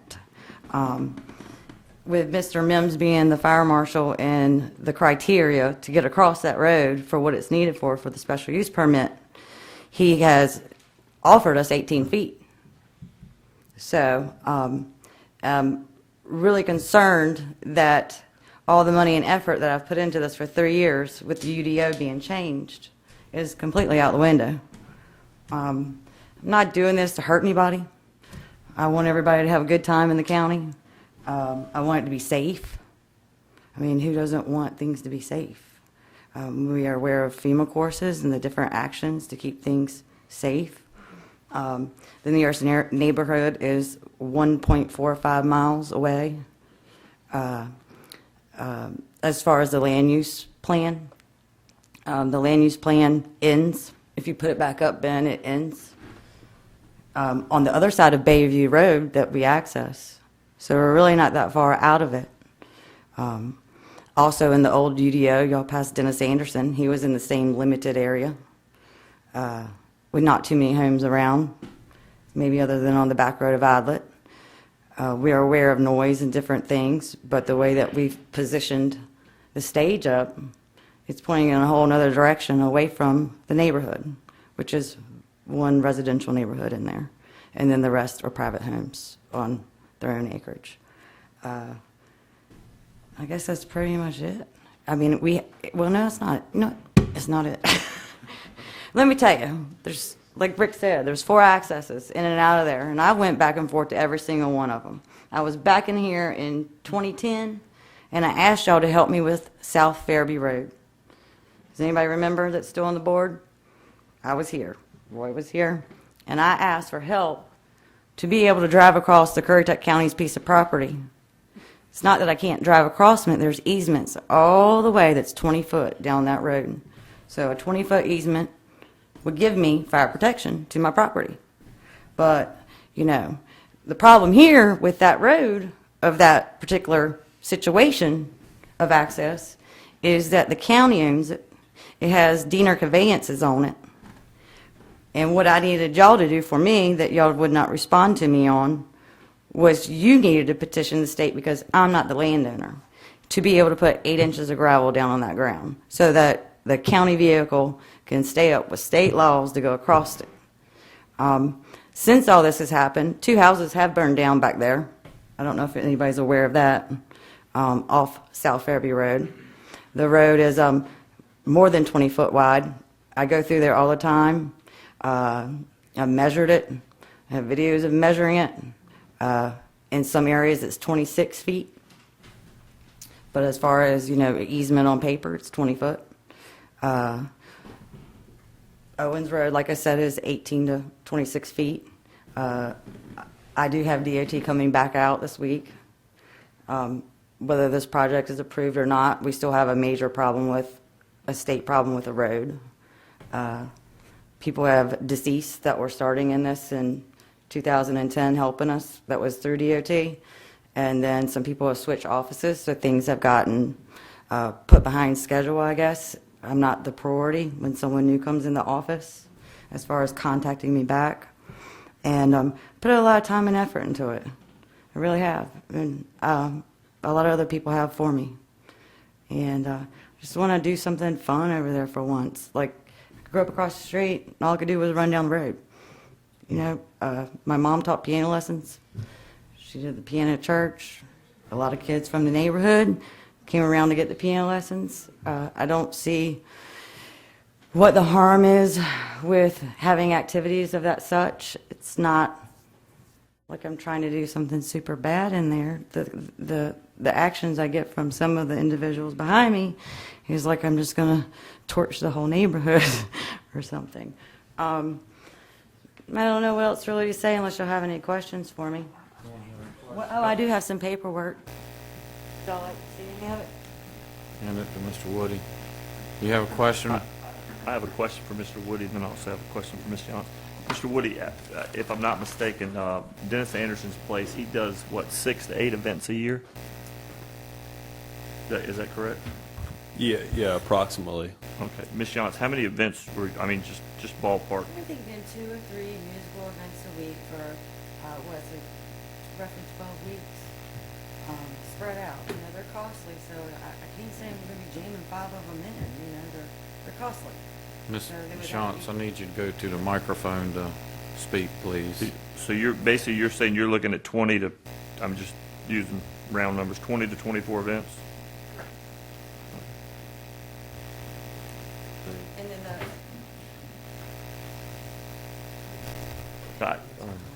Anybody else got any questions? Yeah. Does anyone else have any questions? I have one. Did the work to Mr. Etheridge's road, I guess if I may ask, is that, you know, regarding to try to possibly give another access point or something? I can't answer that needs that. to be directed to Mr. Etheridge. or Ms. Yantz, Ms. one, Yantz. would have to answer that if she could go to the microphone. Yes, sir. Reference to the work that Mr. Etheridge wanted to do on his property. I know he said he supported your Rachel's Ranch. I mean, is that to basically give you the access that you're Well, I think required? it's benefit for everybody that's behind there. Like I said, I mean, I guess that one day I sat down there and I watched about 24 trucks come out in 2 hours. If they can use it, then why shouldn't I be able to use it? Because the Diener conveyances, it's I don't know what page it's on that y'all have in there, but I'm sure you would recognize it if you saw it. There's your Diener conveyances for the county in that packet.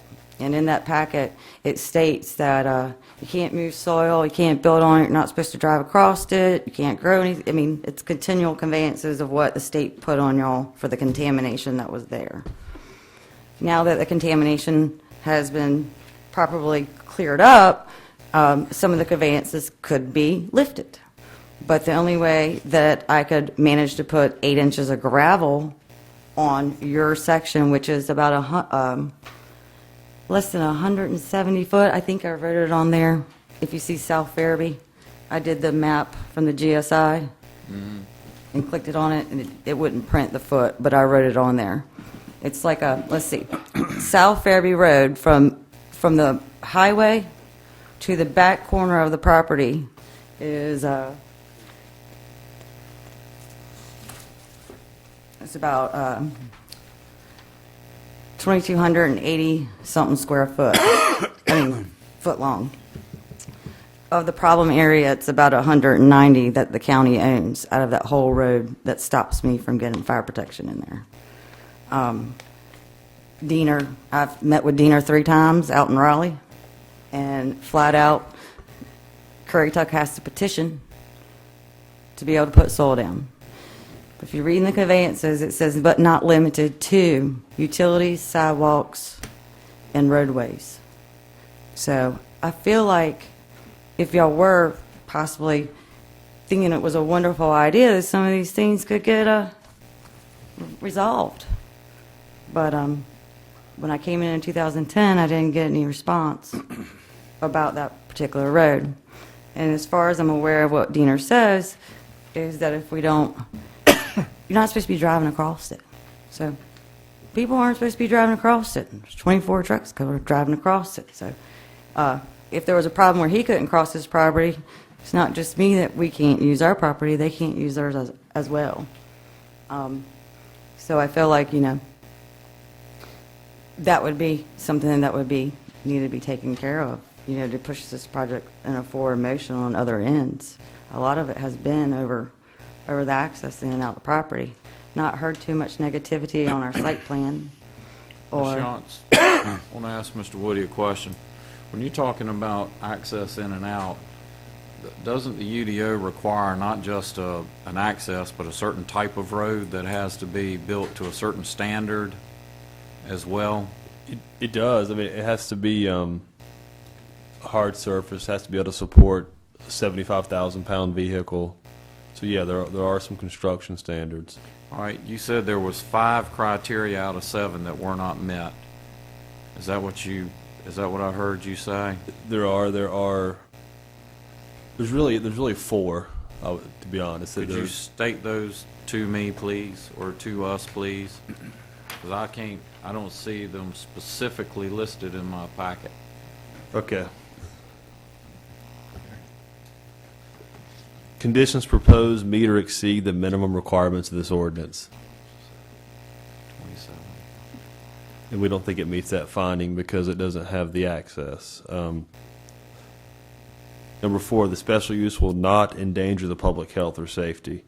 Findings of special use will endanger the public health and safety since there is not adequate 20-foot wide right-of-way for fire and EMS access. Number 5, the special use will not injure the value of adjoining or abutting property and will be in harmony with the area in which it's located. The lack of primary access to the highway may contribute to the lack of harmony. The area is primarily low-density residential dwelling units. Number 6 is about the land use plan, and that's the one where you've got to make judgment on whether or not it's consistent with the land use plan. I think there are some policies related to access to higher intensity development, which will generally not be permitted through an area of lower intensity development. And that's the idea of these accesses going by residential structures. I don't think it meets that finding either. That's 4. The last finding is adequate public facilities. That's one I think is questionable because the county does have adequate public. We do have services to provide to this property. Then you've got to weigh, is that practical if they don't have the appropriate access? So I think that's one. We do have adequate public facilities, but then can we actually appropriately get those to the property? Okay. Anyone else have any further questions of Ms. Yance or Mr. Woody?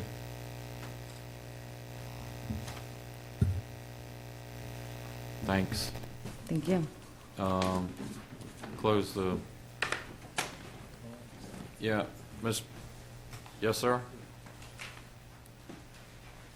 Hi, my name's Fisher Essenfeld, and I'm a resident of Kill Devil Hills. I'm also a state employee as a events and production manager, and I've been planning and producing events for over 25 years.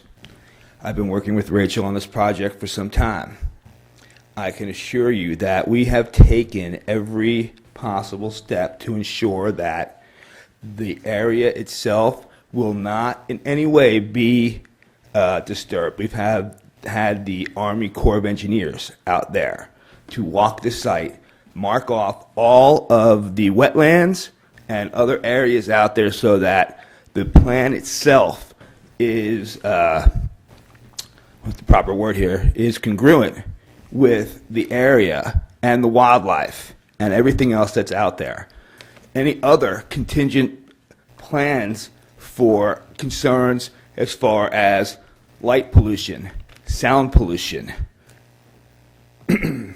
litter, and other concerns of that nature. With light and sound, the technology that now exists in a way to produce events in a way where the sound pollution is minimized to an extent where it doesn't travel outside of the event area. We don't have water around there, so we're not reflecting sound. In fact, the way that some of the technology now exists, you can direct the sound into a specific area so that it does not go outside of that zone.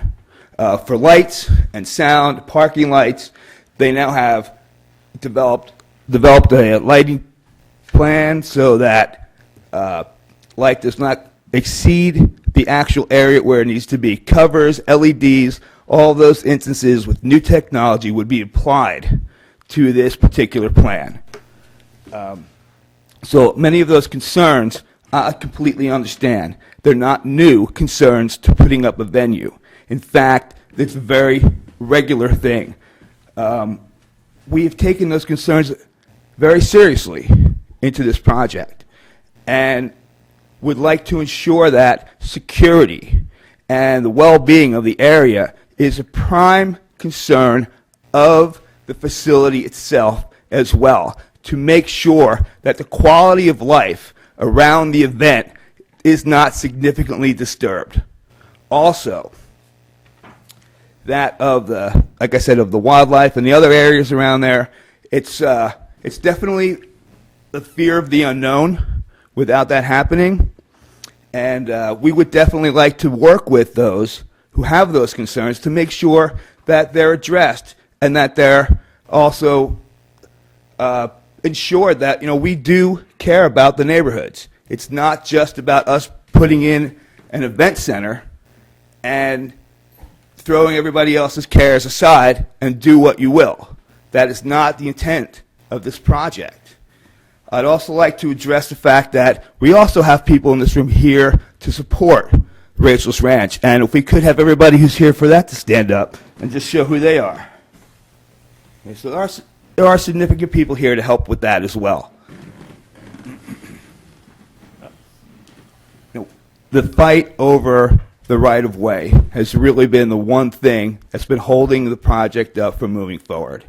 There's 16 and a half feet on one side, 18 and a half feet on the other side, approved by Fire Marshal Mims at 18.5 feet.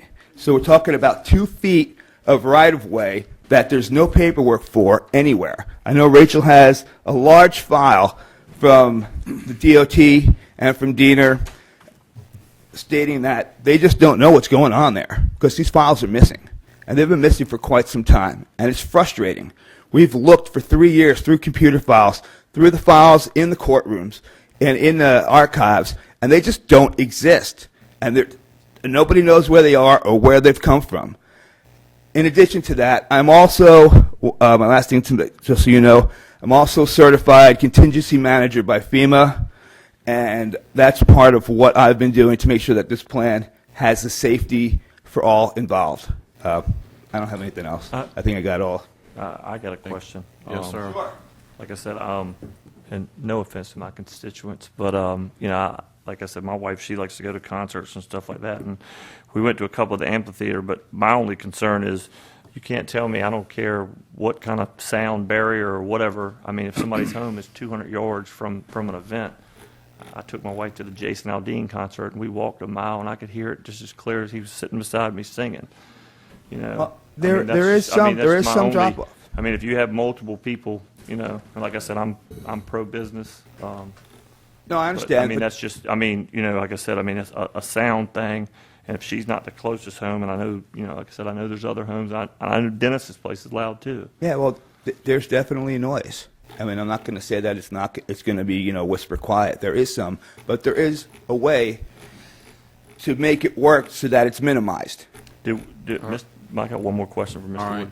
Now, do we limit Dennis? I mean, I know he does 6 whatever event. I mean, was that in his that was before my time? So I just have that question. I know he does 6 events a year, and then he has some other stuff. I mean, is there limitations on? I think you're looking at 2 different issues. Yeah. I'm just saying on the noise thing. I mean, I know, like you said, Are you looking for like a dB level? Like, is there actual level of noise that's allowed? No, I asked the question to Mrs. Yant. She said she wanted to do 2 to 3 events in a 10 to 12 week span, which, you know, is just using round numbers, 24, and Dennis does 6. So, I mean, if it's 6 hours, it's 36 hours a year somebody puts up with it compared to, what, 150 hours? Just a question. I didn't know if we had limited his. I can't remember if we did do a total limit for each year. I know that was prior to me being a commissioner. I was just curious. The issue with the difference between this one and Muddy Sports is this one is over access. It's not over noise. Well, I understand that. I know some of the concerns that. So I wanted to ask a question as well. Does I see here where, and maybe I need an education on this, does the fire marshal have the authority to override the Unified Development Ordinance requirements? Yeah, that's a question I was going to ask. As the Unified Development Ordinance says a 20-foot right-of-way, he's saying he's approved it with less than that. Does he have the authority to override the Unified Development Ordinance? I mean, obviously, we don't have the fire marshal here to know exactly what he did say. I was just going by his written comments here. I can't put my fingers on it again. Can somebody put their fingers on it? He said it did not. Number 3, it says conditions proposed do not meet the minimum requirements of this ordinance in regards to fire and EMS access and water supply. Okay, well, I just read in here where they even said that the fire marshal said he would sign off on it. And it's a question, does he have authority to override the Unified Development Ordinance? He must apply the fire code, of course. Now, but it's going to your direct question with regard to the UDO. I mean, if the UDO requires 20 feet, then that is the county's ordinance, and that must be applied. And that would supersede. Mr. Chairman, I think this might be it here. I'm trying to paraphrase. It says, reviewed James Mims' comments, spoke to Rick House. I explained that I would overlook the 18-foot area of roadway that they are unable to get if they had pressurized fire hydrants on site, and 20-foot roadway, the property is shown. Is that what you're referring to? And I Yes. would overlook? Yes. I mean, the fire marshal may be able to, as it relates to the fire code, make for some accommodation or But they're talking about pressurized fire modification hydrants based upon here. alternative means of fire protection. But that while that might You meet don't the have fire fire code hydrants. provision, that does But not. not with mean EMS. That does not mean it meets the county's UDO. The unified, okay. Mr. Chairman? I'm square, yes, sir. I have a question that when Gravedigger was here and we approved his permit, one of the concerns brought up by the sheriff's department was public safety, that he had to hire 2 more deputies. When you do public safety, and I've been to concerts, Roy Lee talked about Virginia Beach, the best seat in the house is the parking lot because you can hear what they're saying and understand what they're saying. I can just see alcohol, noise, people standing up in front of you, sit down, no, pack sand, whatever, and then we have a situation and we have public safety access that's limited. That concerns me because I tell you what, I stopped going to concerts because I'm not going to spend $75 and I got to stand up for 4 hours to try to see over somebody's head that's got their girlfriend sitting on his shoulder. So I can just see public safety being an issue here with limited access. I mean, we required Dennis Anderson to hire more deputies because of fighting. So I can just see when you do public safety and music and alcohol, that red alarms are going off. Oh, well, definitely. I mean, that's always a thing with events of this nature. So having trained, licensed, and insured security guards on site and hiring either on duty and off duty officers, sheriff's department, what have you, is always part of the plan. And that's something that we do on a regular basis with all of the events that I do. Okay, Mr. Griggs, you have a question? I do. It's not addressed to any of the Applicants. applicants out there. It would be a legal question that I would proffer to the county attorney. And it's notwithstanding the merits for or the arguments against the project. It looks like to me the first impediment that precludes looking at anything beyond that would be the easement or the access question. And since this is a special use permit, we sit as a quasi-judicial board, so any of the findings that or any of the decisions we make can be reviewed subsequently by a court of law. I would ask the county attorney, based on what we have before us now, with the 4 out of the 7 mandatory requirements necessary for us to pass a special use permit not being approved, what position would the county or the board put the county in if we did approve this, knowing that the planning board and the TRC and the 4 of the 7 requirements that we are required to look at were not met? Well, if you have before you evidence that 4 requirements of the ordinance are not met, and you came to a conclusion that in any event you were going to approve the permit, then I think it would be highly likely, if challenged by a superior court, your decision would be overturned. So I guess my question then would be, it looks like to me that the merits going forward or against, while they're compelling on both sides, we have the roadblock as to whether it satisfies our special use permit requirements. That was a great choice of words, a roadblock. If I may say something before you answer Yeah, that. I'm going to let you finish up. Okay, that's fine. Then we're moving on. Now? Go ahead. Go right ahead. Okay, the 4 of the 7 that you mentioned, 3 of those 4 are access oriented. The other one is a full service use versus a limited service area use on the land use plan. So we really have 2 issues, not 4 out of 7 that are unattainable. 3 of them can be taken away with access down South Fairby Lane, given a 20-foot easement across county-owned property that allows us to get emergency vehicle access on our property and fire protection, potable water. One of the questions that you had mentioned that we didn't have pressurized fire hydrants and that there was an 18-foot he would relax the 20-foot requirement of the UDO, and this is talking about Mr. Mims, the fire marshal. If we had pressurized fire hydrants, which we plan to do, and that's coming off of 8-inch or 18-inch main on 168, coming down North Farabee Lane, we were going to put pressurized fire hydrants on there to get an 18-foot access. It then became a problem because the adjoining property owners petitioned DOT to change the access from 18 to 16, so it didn't meet the 18 that Mr. Mims did. So this is a big problem. It is a big problem. 3 of the 4 items on the list are handled by access. The other one is a limited service area versus a full service area. Noise attenuation and light attenuation can be handled with berms, it can be handled with fences, it can be handled with what they do on interstates. We can put walls up if we have to enclose it to keep the noise away from the neighbors.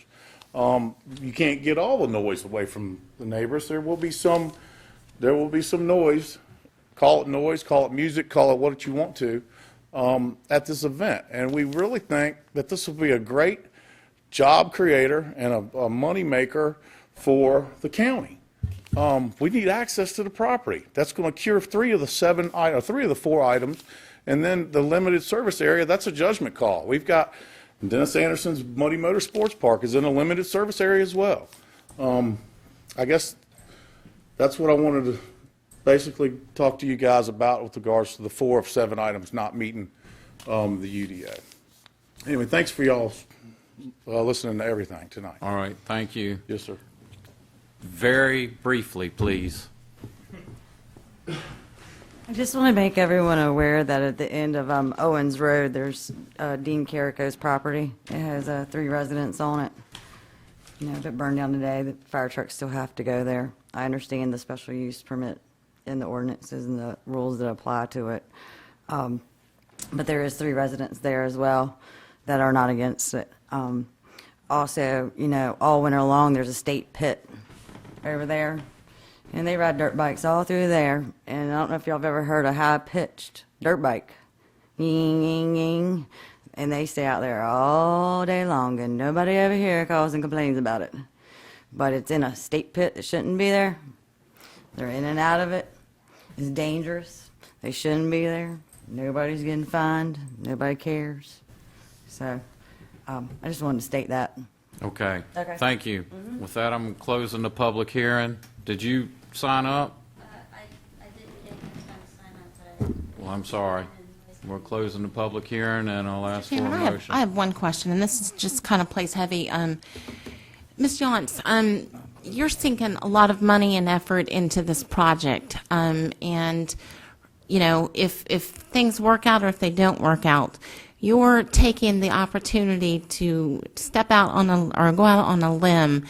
Do you have any kind of contracts or any kind of guarantees or promises for any of the venues that are the entertainers that might come to Currituck County? I mean, have you had any conversations? I don't know if you're the person that was the events planner. We've had tons of conversations, but without an access, it's kind of hard to keep talking about something that's way over here, Right. We have done extensive research. We, like Fisher said, he's been in the music business for a long time. Blues Traveler was just here at Roanoke Island Festival Park. They made the money, and he worked for them for, I don't know how long, 10 years. There's plenty of entertainers that would come, and especially for the price tag that comes along with it. That's what they do. They travel, they travel from venue to venue. What was your second part of the Well, question? and two, I struggle because of the infrastructure to support some events. I mean, we have that issue that comes up continuously throughout the county when we want to, do events at the Rural Center, at different opportunities. When Dennis Anderson does his events, so that's just something that that plays heavy on my mind. That you're willing to step out there and attempt this with still no guarantee of what may come about. Right. And I just, I just wanted to say that's played heavy on my mind, and I want to commend you for that as far as taking on this venture. Thank you. I went to a few concerts myself before I started this. And the last concert I went to that summer, I counted 90 people that I knew from the Outer Banks. And that's when I came home and I went, wow. You know, couldn't believe there was that many people in that area. That's a lot of money that they spend to go up there. It's a hefty night even to go up there. You know, like you said, it's $75. You go up there, you have to stay in a hotel, drive home. If you do want a beer, you have to be responsible. So that means you have to rent a limousine or something like that, and it adds up. Well, So I would remind everyone again, there's 7 criteria that we have to decide on, and we need to move forward. Please.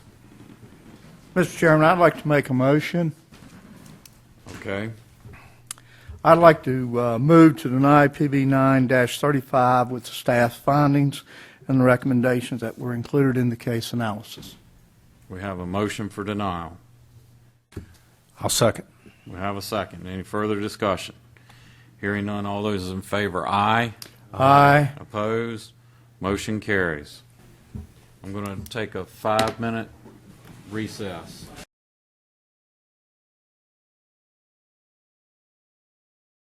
All right, I'd like to call the meeting back to order and move to the next agenda item. C, public hearing and action, PB 1316 Rosewood, request for a preliminary plat use permit for a 43-lot conservation subdivision located in Moyock along both sides of Elrod Road, west side of Pointers Road, and the south side of Tulls Creek Road, tax map 31, parcels 1A, 1B, 1D, 15A, and 17A, Moyock Township. This also is a special use permit. Anyone that wishes to speak in favor of or in opposition to this agenda item needs to come forward now to be sworn if you wish to speak.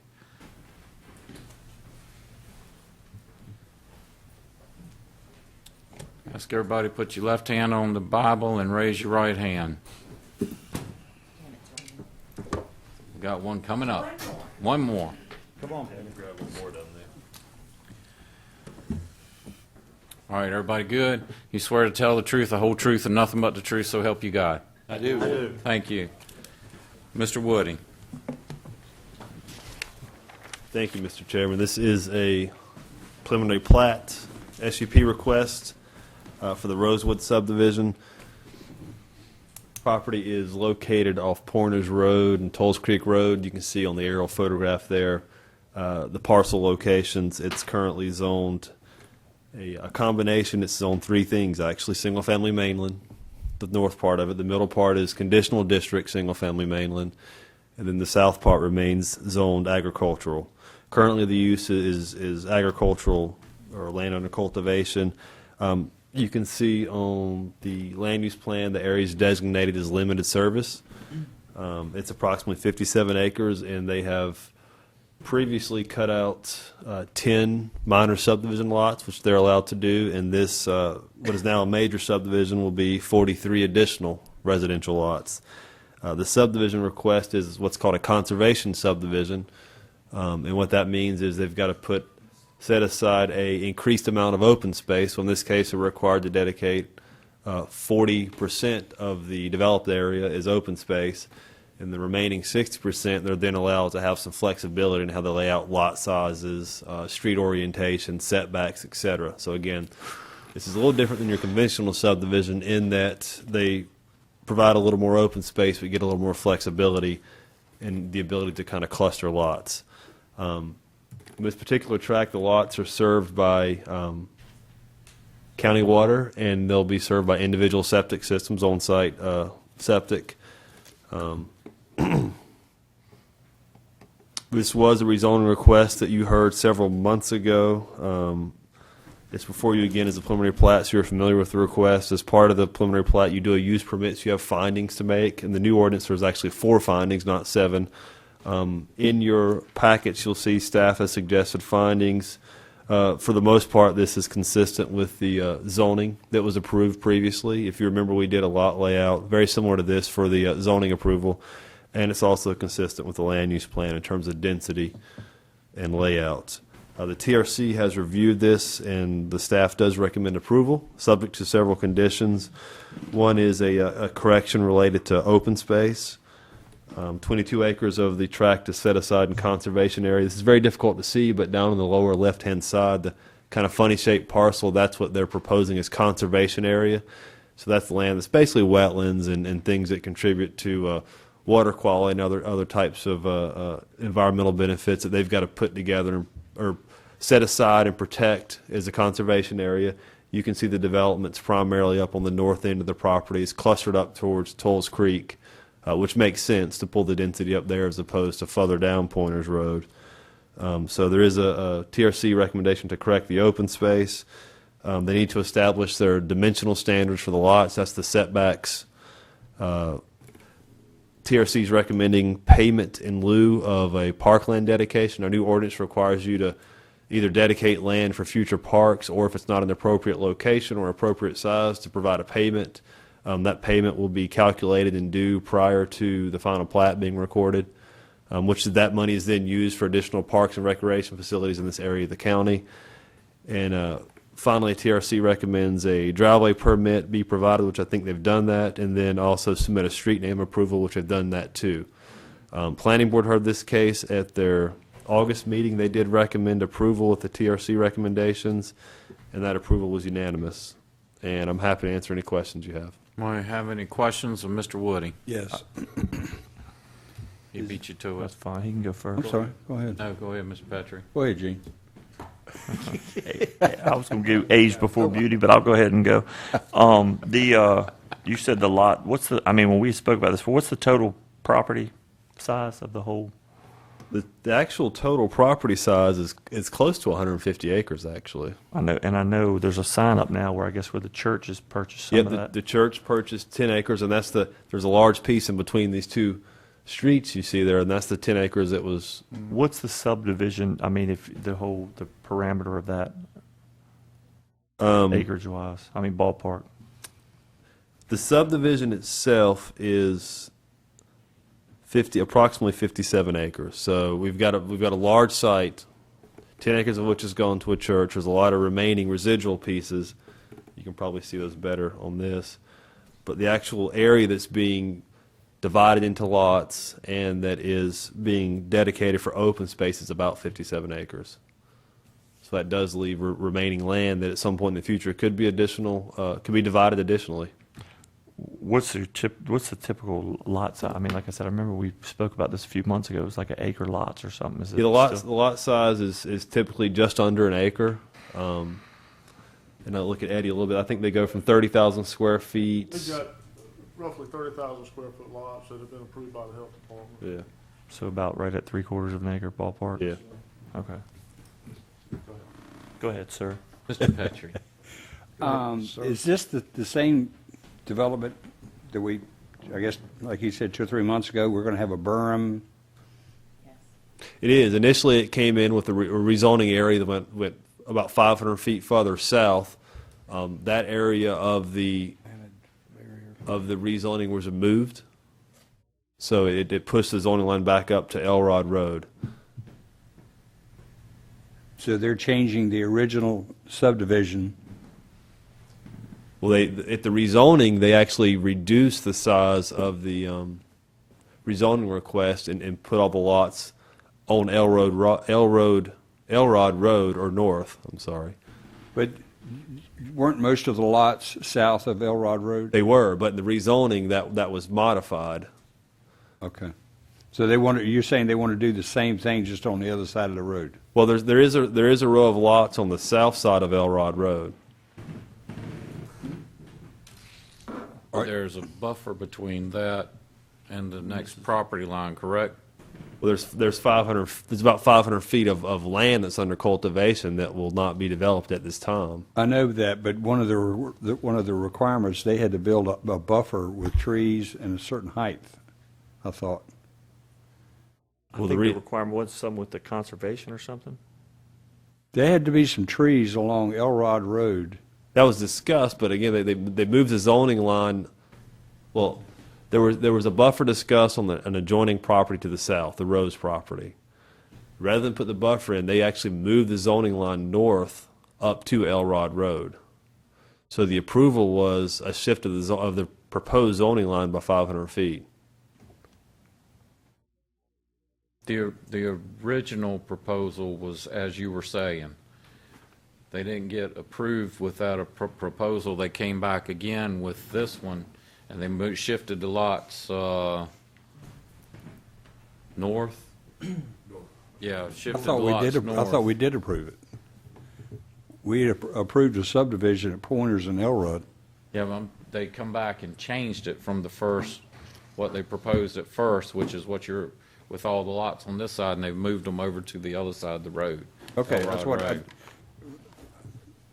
I'm the oldest guy here, so I don't, well, except for one. Is the buffer still going to come into play? I think there was a situation of height and trees. Because if they're moving lots, the buffer's still, Eddie, help me here. That buffer is not coming into play because we pulled back. What you saw, the initial layout, they asked us to show proposed lots within the entire area. Right. And we did. And we met a lot of opposition. This project has been through 2 community meetings, several meetings with staff, an on-site meeting with staff to get to the plan that you have before you today. That initial buffer, or the area that was being kind of misunderstood as a buffer, was an area that was left unzoned for 500 feet. And then there was a buffer discussed because we had lots all the way up to the Rose property. We just pulled all the lots away. And the conditional rezoning plat that got approved, which is the contract, basically the agreement between the county and the developer to develop, did not have the buffer on it. It just had lots pulled, the rezoning request pulled back 500 feet away from the Rose property. So there wasn't any extra trees down Elrod that was planned? There wasn't, but I'll note. I just looking at the zoning conditions from the original approval. There was a zoning condition in your. So you are remembering this correctly. There was a zoning condition that said consider additional buffering adjacent to approved commercial fishing use. But I think what happened is during that process the line was moved north.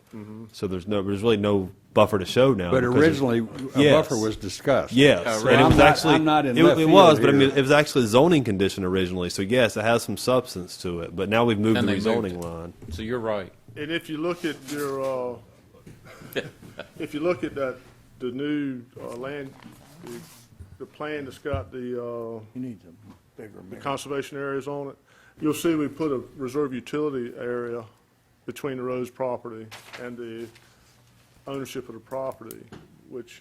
But I know that buffer. I know that buffer was discussed to appease the neighbors. There was a buffer discussed, yes it was. To appease the neighbors. Right. And there's a 150-foot reserve utility area in there also. Okay. At this point. Thank you. All right. Any other questions of Mr. Woody? Hearing none, I'm going to open the public hearing. And Eddie, you have anything you'd like to add before we start? Yes, I'd like to, as we've already gotten into a little bit, we went through a rezoning process. We had community meetings. We've been through TRC meetings. When we came forward with the conservation development, since it met the lot count criteria, we had another community meeting. We gathered information and input from the residents. And what you see before you is we've compiled all the data, all the input, and tried to bring forward a development that meets the concerns of the neighborhood. We've used ponds to create setbacks. We've moved our lot. We pulled our zoning request back, and what we have here is a 43-lot area, which is a low-density development that we feel like I said, we've had planning staff on site, and we've met with them several times.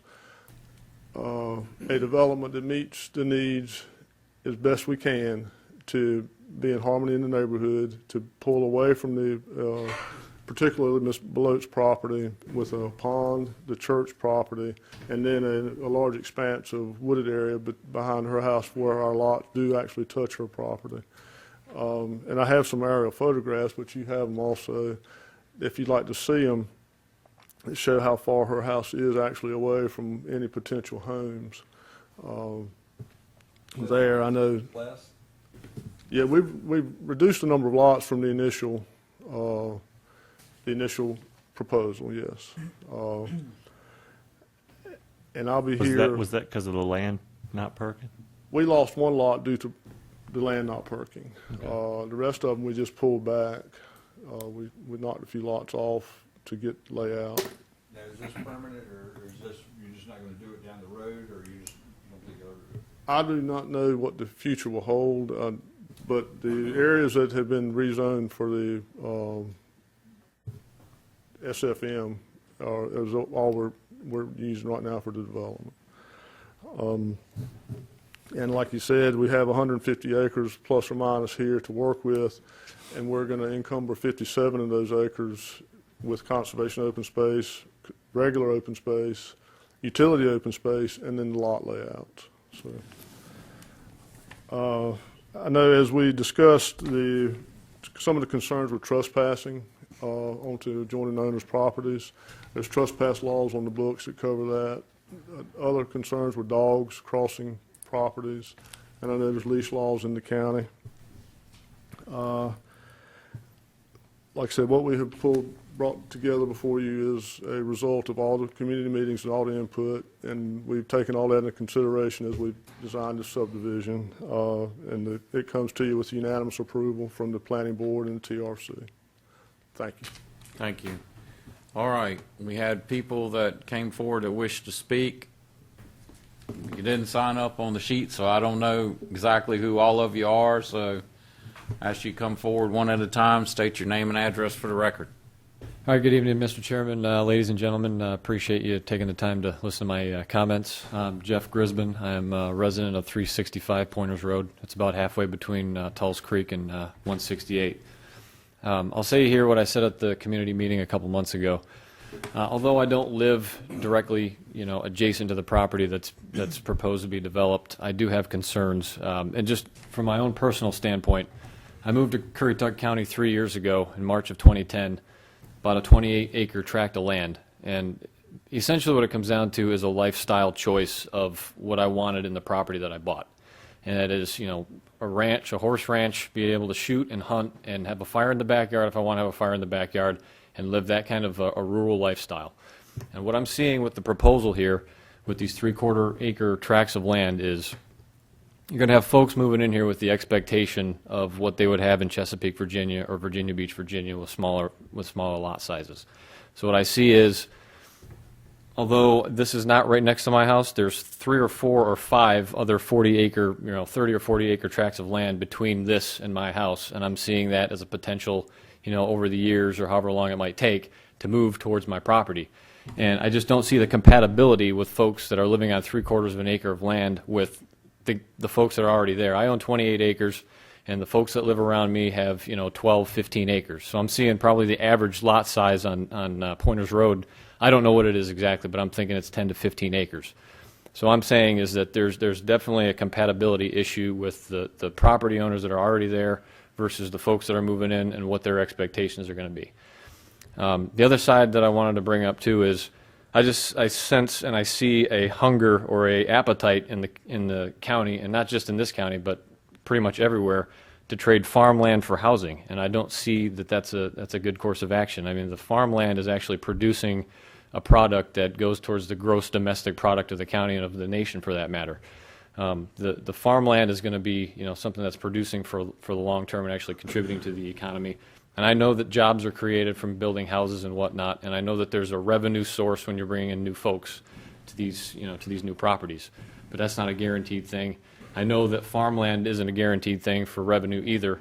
But I'm kind of thinking outside the box here. When I see farmland being sold to a developer, I see a farmer that's out of business, and I see somebody who's not willing to buy that land to develop it again or to farm it again because it's not worth it to farm it. So what I think as a governing body, the thing that you guys need to be looking at is how do we encourage farming and how do we encourage that entrepreneurial spirit to be able to develop that land as farmland and not, for more housing. But that's pretty much all I wanted to say. I just wanted to express my concerns, and I appreciate your time. Thank you, sir. Next.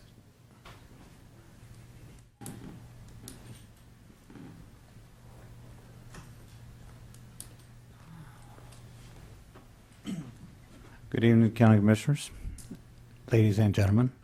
I'm Richard Royals. I live on 190 Elrod Road.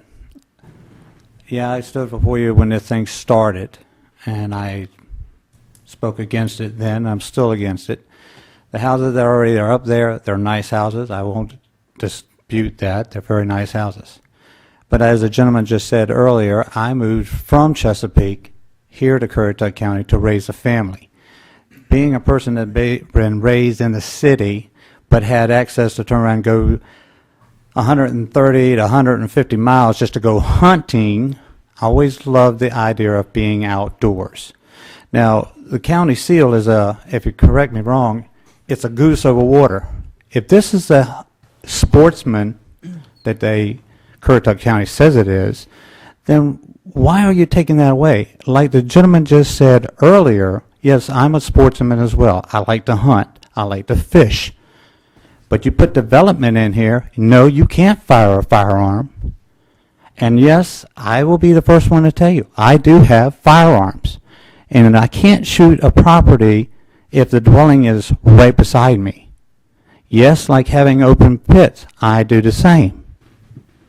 Again, it's not against ethics of taking people's jobs. Yes, Little Bud Rose field is what these houses are being put in. The man is dead now. If he would see it now, he'd roll over in his grave. I've seen that guy. I've met him before several times. All I'm saying is I understand the development has to happen in the county, and I understand tax money has to go. I understand it. Jobs are going on. I retired from the United States government to raise a family in peace and quiet and not a neighborhood of this and that and people bickering, and you can hear the person next door hollering. I don't need that in my life anymore. I retired to get away. I moved from Virginia to Currituck County, for peace and quiet, and don't see it anymore. Now, you just got to be there to understand. I challenge any one of y'all, anytime. I'm there 24/7. Come on down. I'll show you what peace and quiet feels like. And then you wonder why that would be in your back door? Come on down some peace and quiet. I'll show you. Thanks for hearing me. Thank you. Next.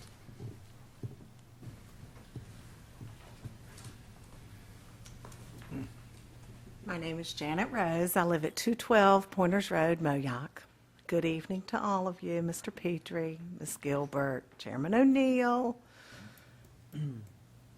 Mr. Martin, Mr. Griggs, and Mr. McCord. You know how I felt about this from the beginning, but I am wise enough to know that it is done. It's a done deal. My concern this evening is what Mr. Petrie brought up. Originally, there was something that was going to try to alleviate conflicts with neighbors and the seafood business. And I realized that when he named this place Rosewood, what a nice name, that he moved the boundary and got it away from us. My question this evening, Mr. Woody, is what can happen in the future between my property line and where he started his development?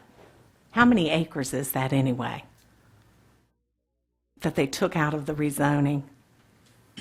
I don't know the acreage that was taken out of the rezoning offhand, but About 15. about 15. The land from the boundary of this subdivision, which is where the single-family mainland zoning stops, to the property to where it joins you, that's all zoned agricultural, so it does allow them to come in and create additional lots. Now, every time they create a lot, they've got to also create a corresponding amount of open space to go along with that. But in terms of how they take that remaining land and they decide to create lots and open space, it'll be something that'll have to come up on another plan in the future. Well, we've seen what's happened when this first came before you, and you all had concerns, probably based on my concerns. And you asked for certain considerations, and now they're gone. Those considerations are gone from this plan tonight. So I really would like something in there that, maybe if this 15 acres is sold in the future, that those property owners are made aware that there is a seafood business there. Or maybe we should go back to some trees or something planted in there, just to protect everybody in the future, not just us, but those potential property buyers. And I do think that the houses that have been built thus far look very nice. I do have to say that. And Justin has done a good job. Thank you. Thank you. Was there anyone else? Hearing none, I'm going to close the public hearing and ask the board for a motion. Question? Yes, sir. I agree with Mrs. Rose. What can we do about can we stick some trees in, for a buffer? We've, can I speak? Yes, sir. If you noticed on the slide that's up there now, and you see the yellow area, we've set aside a reserve utility open space there. And it's potentially could be moved in the future, but that's required in all subdivisions, and that's some of the better land, so that's where we chose to put it. Basically, this creates a open expanse or a buffer. I know in our condition it said we would consider trees, a few trees, or a buffer. A berm was discussed earlier, but I don't think that was what we were talking about. As I've said, when we tried to lay this out, we tried to pull away, and be good neighbors. And I don't know what will ever come of that ag field right now. Mr. Dunston's going to continue to own it and he's going to continue to let it be farmed. And that area that I have highlighted there is also farmland, and it's productive farmland. And until it needs to be used for reserve utility open space, it would be maintained as farmland. Who farms that at this time? Is it Jamie? Jamie Jarvis. The density, was it, how much did you cut the density? 50%, 30%? The density is it's almost, it's over 1 dwelling unit per acre. I mean, it's But from the original development, you say you've reduced the density. the original development, I think, had it was over 60-some lots, or 50-some lots, plus the 10 lots that were out front. And now how many have you gone got? down to 43. 43. And I'm going on memory. And I'm kind of like you, Butch. I'm one of the older rats in the barn myself. Yeah. Well, if that 15 acres came back to the Board of Commissioners, the Board of Commissioners could put a buffer at that time. You have a 150-foot utility easement in it right now, so you'd have to come back to the board to change that. And is that not correct? the new ordinance, which is what we're under and what we will be under if we came back, requires a 50-foot ag buffer. Now, and I'm going on memory because the new ordinance is I think that's correct. And 25 of that 50 feet has to be vegetated. Right. So if any development was moved forward in there and we joined the ag use, which is a farming operation, is an allowable ag use, a 50-foot buffer would be required with 25 foot of that 50 foot being vegetated. I think we addressed that in the new ordinance for cases just like this. That's there. So if, like I say, if it comes before you again, that would be addressed at that time. And I'm going on memory again from the new ordinance, and that's, like I said, I'm trying to get it registered. And Ben, you might. But if the ag buffer is for residential to agricultural uses. So you'd have to look at the Rose property as an agricultural use, which you could potentially do, given that they do have a seafood operate. I mean, they do aquaculture there. But I want to go to your first question, Chairman O'Neill, and that is that they've established that reserve utility open space, which is a kind of an open space. They would have to come back to the board to move that. They would? They would. Okay. So that's going to remain, they would have to come take an action to remove that or move it. And I don't think they would do that until there's probably a future development plan or something anyway. So I don't know that I don't know when we'll see that. All right. Anyone else? All right, I'll close the public hearing. Mr. Chairman, I'd like to make a motion to move to approve PB 13-16 with the staff findings and recommendations included in the case analysis. I have a motion for approval. Second. Second. Any further discussion? Hearing none, all in favor, aye. Aye. Opposed? Motion carries. Next item, public hearing and action, PB 94-18, Malco Mine Phase 2. Request for a special use permit modification to expand an existing mining operation at 136 Griggs Acres Road in Point Harbor, tax map 132, parcel 159, Poplar Branch Township. And again, this is a special use permit. Anyone that wishes to speak or in favor or in opposition needs to come forward at this time and be sworn. Wrong hand. You swear to tell the truth, the whole truth, and nothing but the truth, so help you God. I do. Thank you. Mr. Woody. Thank you, Mr. Chairman. This is our last public hearing item of the night. It's a special use permit modification. There is a mine in Lower Currituck off at 136 Griggs Acre Road, and it is existing mine has been under operation, so this request before you tonight is for a very relatively small expansion of that mine. You can see the subject property there on the aerial photograph. The mining operation is to the north or to the top of the photograph. You can see the zoning is agricultural. It's kind of a pocket of ag. It's surrounded by GB and single-family mainland, and there's housing and subdivisions around it, so it's just kind of tucked in here. Limited service on the land use plan. And, excuse me, basically what you're looking at is you've got a 46.1 acre site. The size of the existing mine is 13.8 acres, and they're requesting a 9/10 of an acre expansion. The site does have wetlands, but they're not impacted by the mining operation. The access to the mine is from a private road off of State Road 1101, Griggs Acres Road.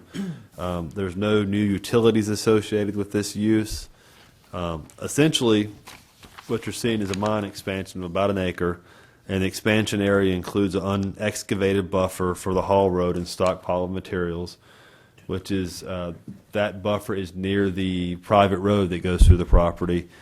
And then, in addition, there's a new excavation area that is proposed closer to the existing private road. So you've got excavation kind of occurring southward toward the private road. Reduction, they've also asked for a reduction in the setback along the western property line and northern property line, which they can do with vegetation in place. We've removed permit condition number 2, which places a restriction on the mine size, because as you now know, the size of mines corresponds with their performance and lack of violations. If you do a good job as a mine operator, you can then apply for administrative approvals in the increase. So we removed that old condition. The original operation, the 13.8 acre mine, was approved by the board on October 4th, 2004. So we're about 9 years old on this mine. And the mining operation has maintained compliance with state permits and county requirements for the past 5 years. We haven't had any issues that we know of from this mine.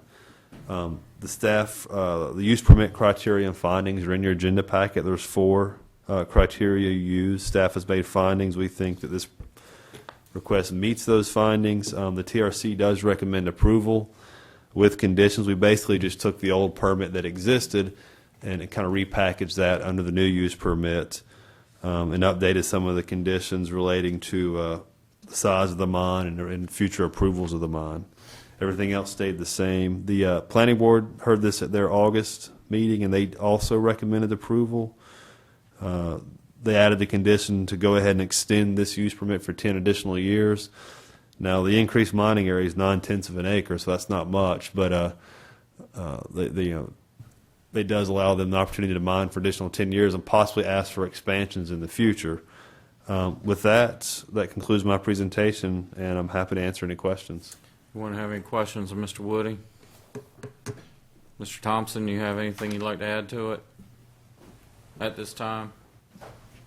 In the actual use permit, we used to be able to allow to mine from dawn to dusk. And in my research, it's pretty much the way most mines are set up in the county. And if possible, I'd like to use that again if it could be added to the use permit. We have no problem with not working on Saturdays during the summer months, keeping the highway clear, so no trucks. Sunday? No. Saturday or Sunday? No Saturdays, never Sundays, and no Saturdays in the summertime. Ben, how did we get a change in his hours, or is... You can just include that as part of your recommendation tonight. And the old use permits have these just really different types of hours, and I think we've pretty much went from daylight, from dawn to dusk, basically. And I want to say the last use permit we had in Lower Currituck, I think we did the dawn to dusk, and I believe we also said no Saturdays during the season. So that's consistent with the Green Acres mine. We did. Okay. Any further questions? Hearing none, I'm going to close the public hearing and ask the board for recommendation. Mr. Chairman, I'd like to move to approve PV 94-18 with the staff findings and recommendations to include in the case analysis, including the dawn to dusk operations and no Saturdays during the summer months, and as he stated, no Sunday operations. I'll second that. Second. We have a motion for approval and a second with staff's recommendations and findings. Any further discussion? Hearing none, all those in favor, aye. Aye. Opposed, like sign. Motion carries. Board appointments, appointment to ABC Board. Mr. Chairman, I'd like to nominate Gary Barco. I'll second that nomination. We have a motion and a second. All in favor, aye. Aye. Opposed. Consent agenda. Move for approval. Comments. He snuck by. We have a motion for approval. We have a second. I second. Any further discussion? All in favor, aye. Aye. Opposed? Motion carries. We're going to go to Commissioner's report. Mr. McCord. Currituck County football team, Johnny Wheeler's 2-0. I got a son on that, so I'm biased a little bit. They play Friday night at Gates. I know last Friday they had a big crowd there. So, come out and support. Not this Friday because they're not at home. They're at Gates County. But, like I said, just a kudos to little Johnny. I know his family's been through a lot, and, they're off to a good start. They beat Manteo and Camden, which were two not like schools when I played sports at Currituck, but I'm probably not allowed to say that. But that's about it. We used to beat them every time. I never remembered losing to them. There you go. Mr. Griggs. Mr. Chairman, nothing tonight. Mr. Martin. Nothing tonight, thank you. Mr. Patrick. 0. Ms. Gilbert. I'll follow suit. No comments this evening. I would like to acknowledge that Mr. Idlett is homesick tonight and could not be here. Thought it was appropriate to mention that. And I'd like to ask the county manager at our next meeting to, if he can get it prepared in time enough. I noticed he didn't look up, so he's making notes. To do a presentation on the different types of revenues that the county receives from the state, sales tax, transfer tax, different things, and how their use is restricted.